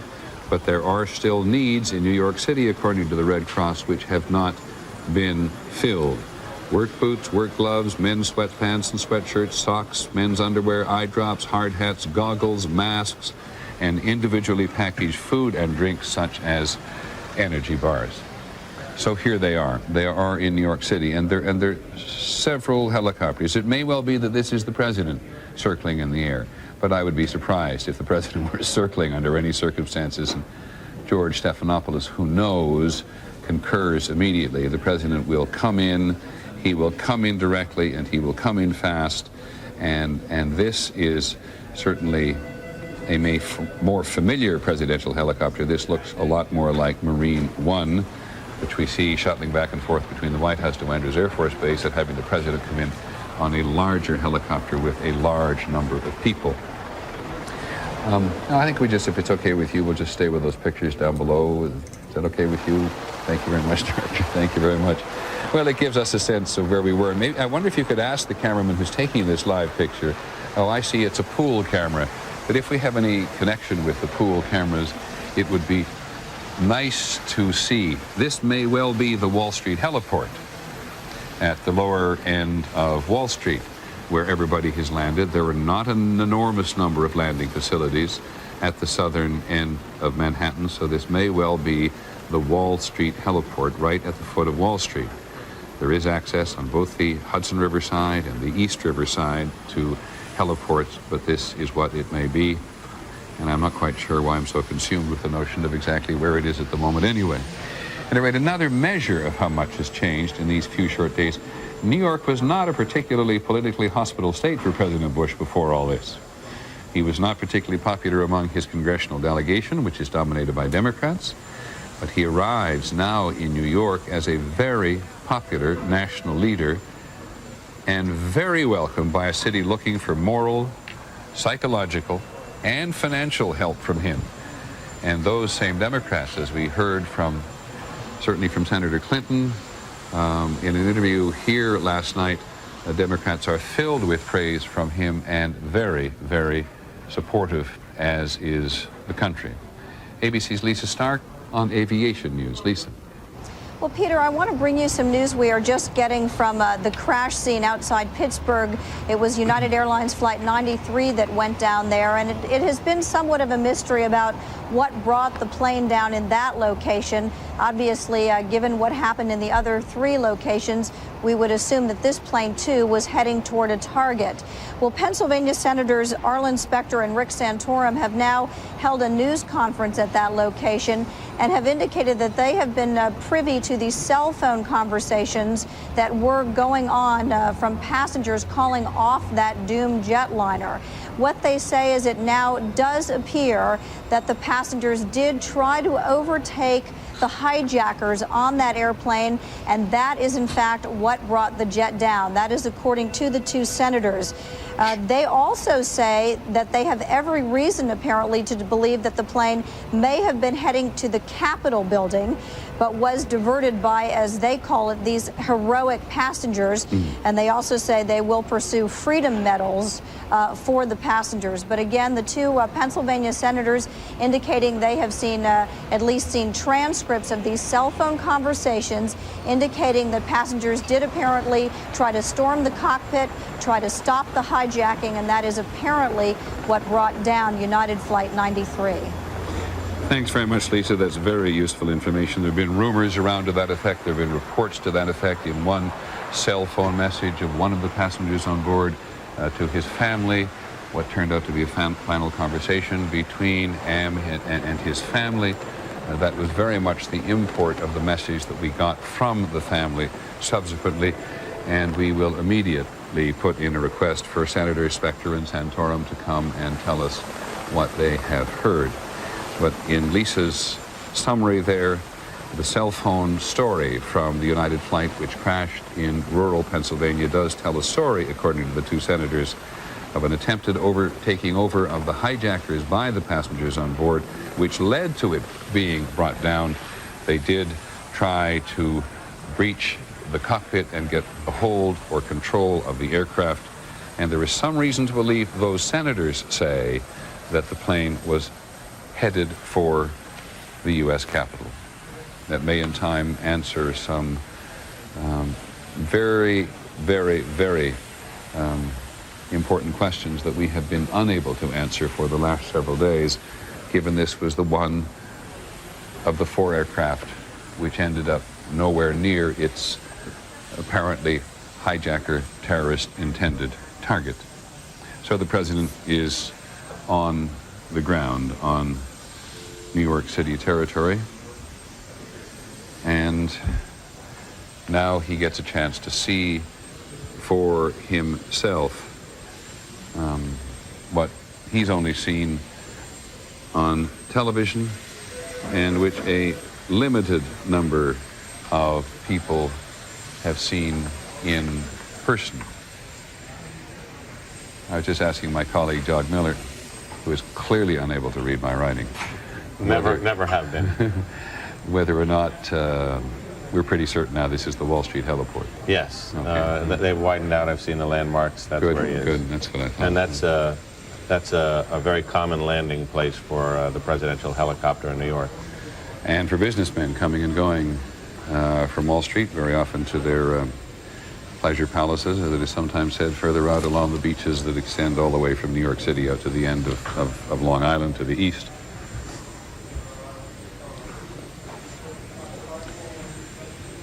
Go ahead, George, please. It's just that's Ari Fleischer, the presidential press secretary. He's just gotten off one of the helicopters and walking this way. Always with a phone in his ear. Talking to somebody about some challenge, about some question.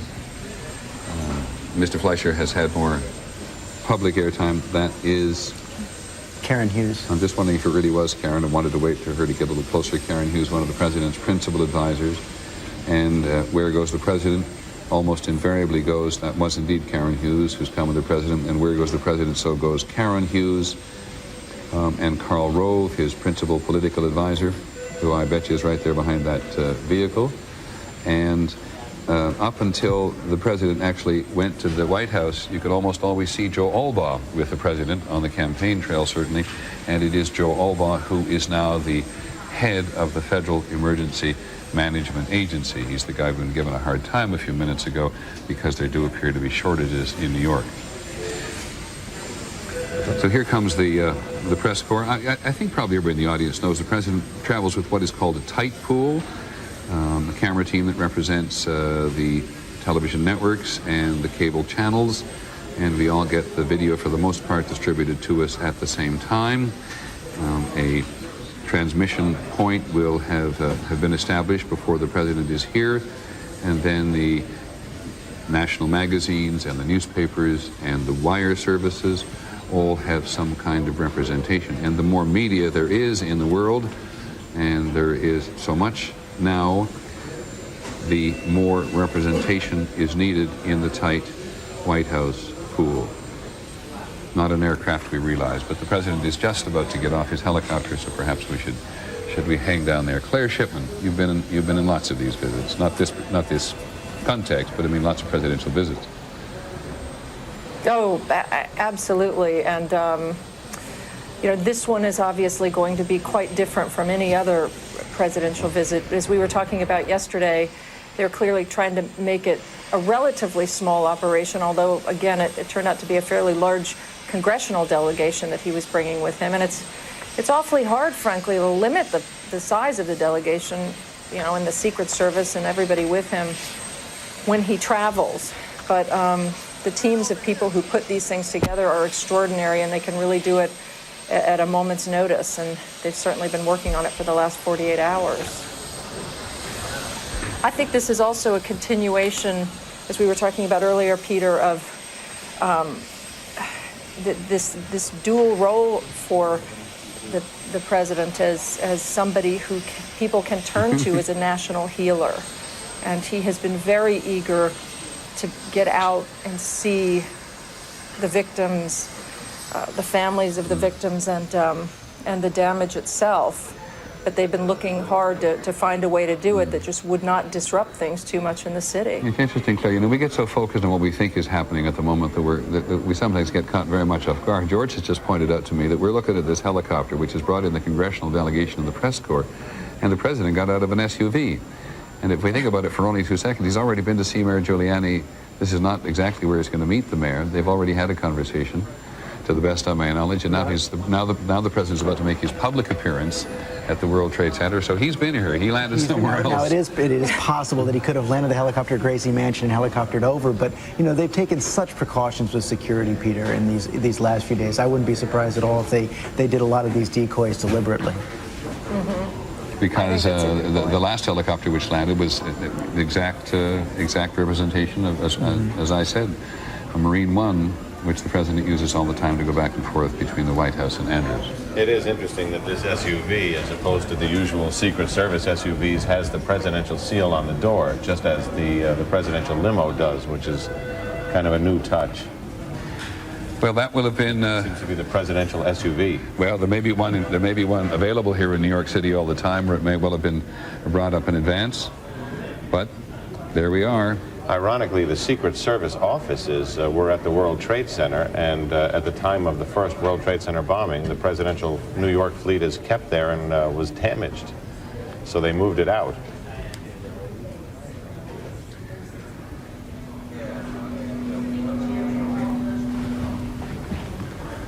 There's a speaker open around here. I just might want to mention to somebody because we're getting a fairly negative reaction in terms of the sound.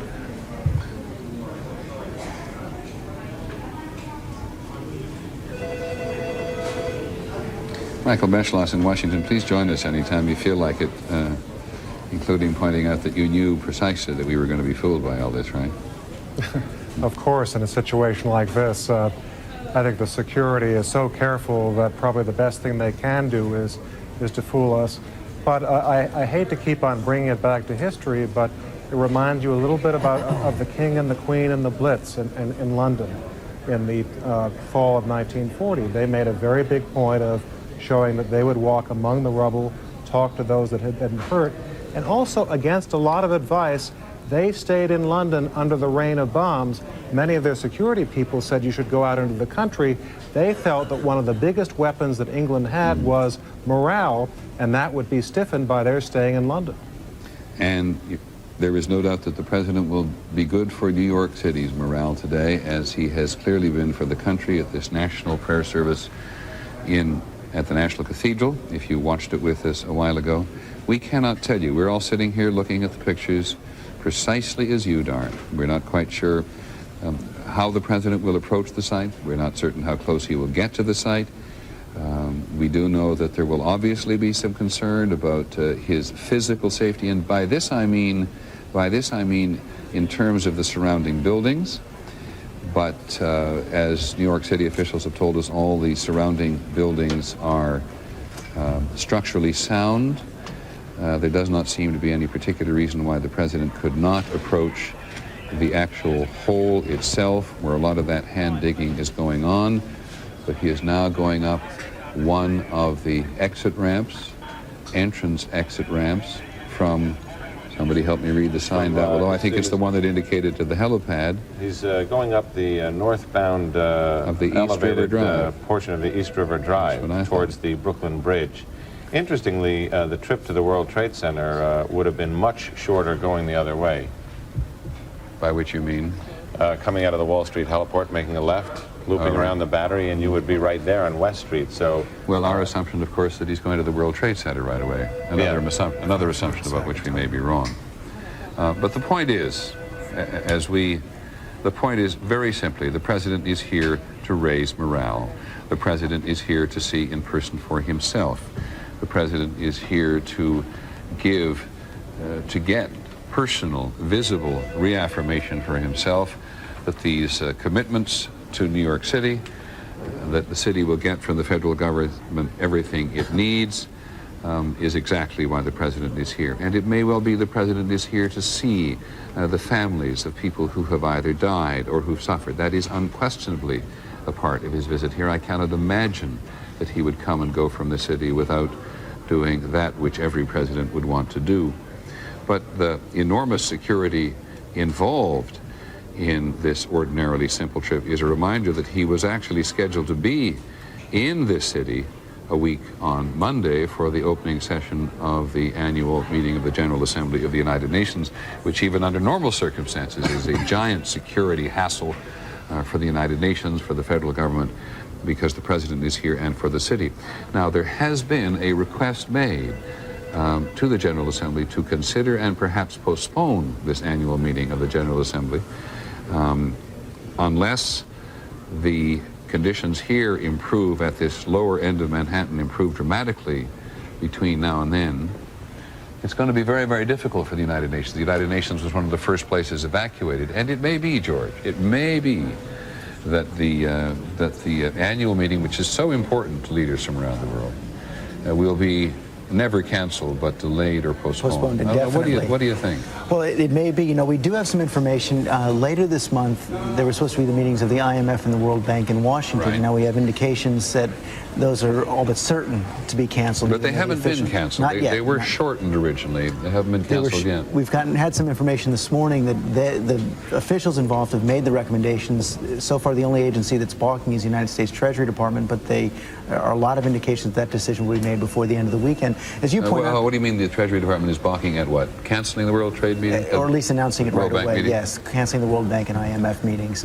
As far as the UN General Assembly goes, as you well point out, even in the best of times, that meeting completely locks up Manhattan, the entire East Side, and all throughout Midtown. But now with all of downtown Manhattan blocked out as well, just even if you took away all the diplomatic reasons to go forward, just logistically it would seem to be impossible. I understand that, but I have to tell you, again, it's just one man's opinion. I think that it's important, and this is just my opinion, it is important for the World Bank meeting and the International Monetary Fund meeting to go forward, and I think it's important to go forward because everything that does not go forward says to the terrorists who have committed this act or who or who revel in the commitment of this act, hey, look what we accomplished.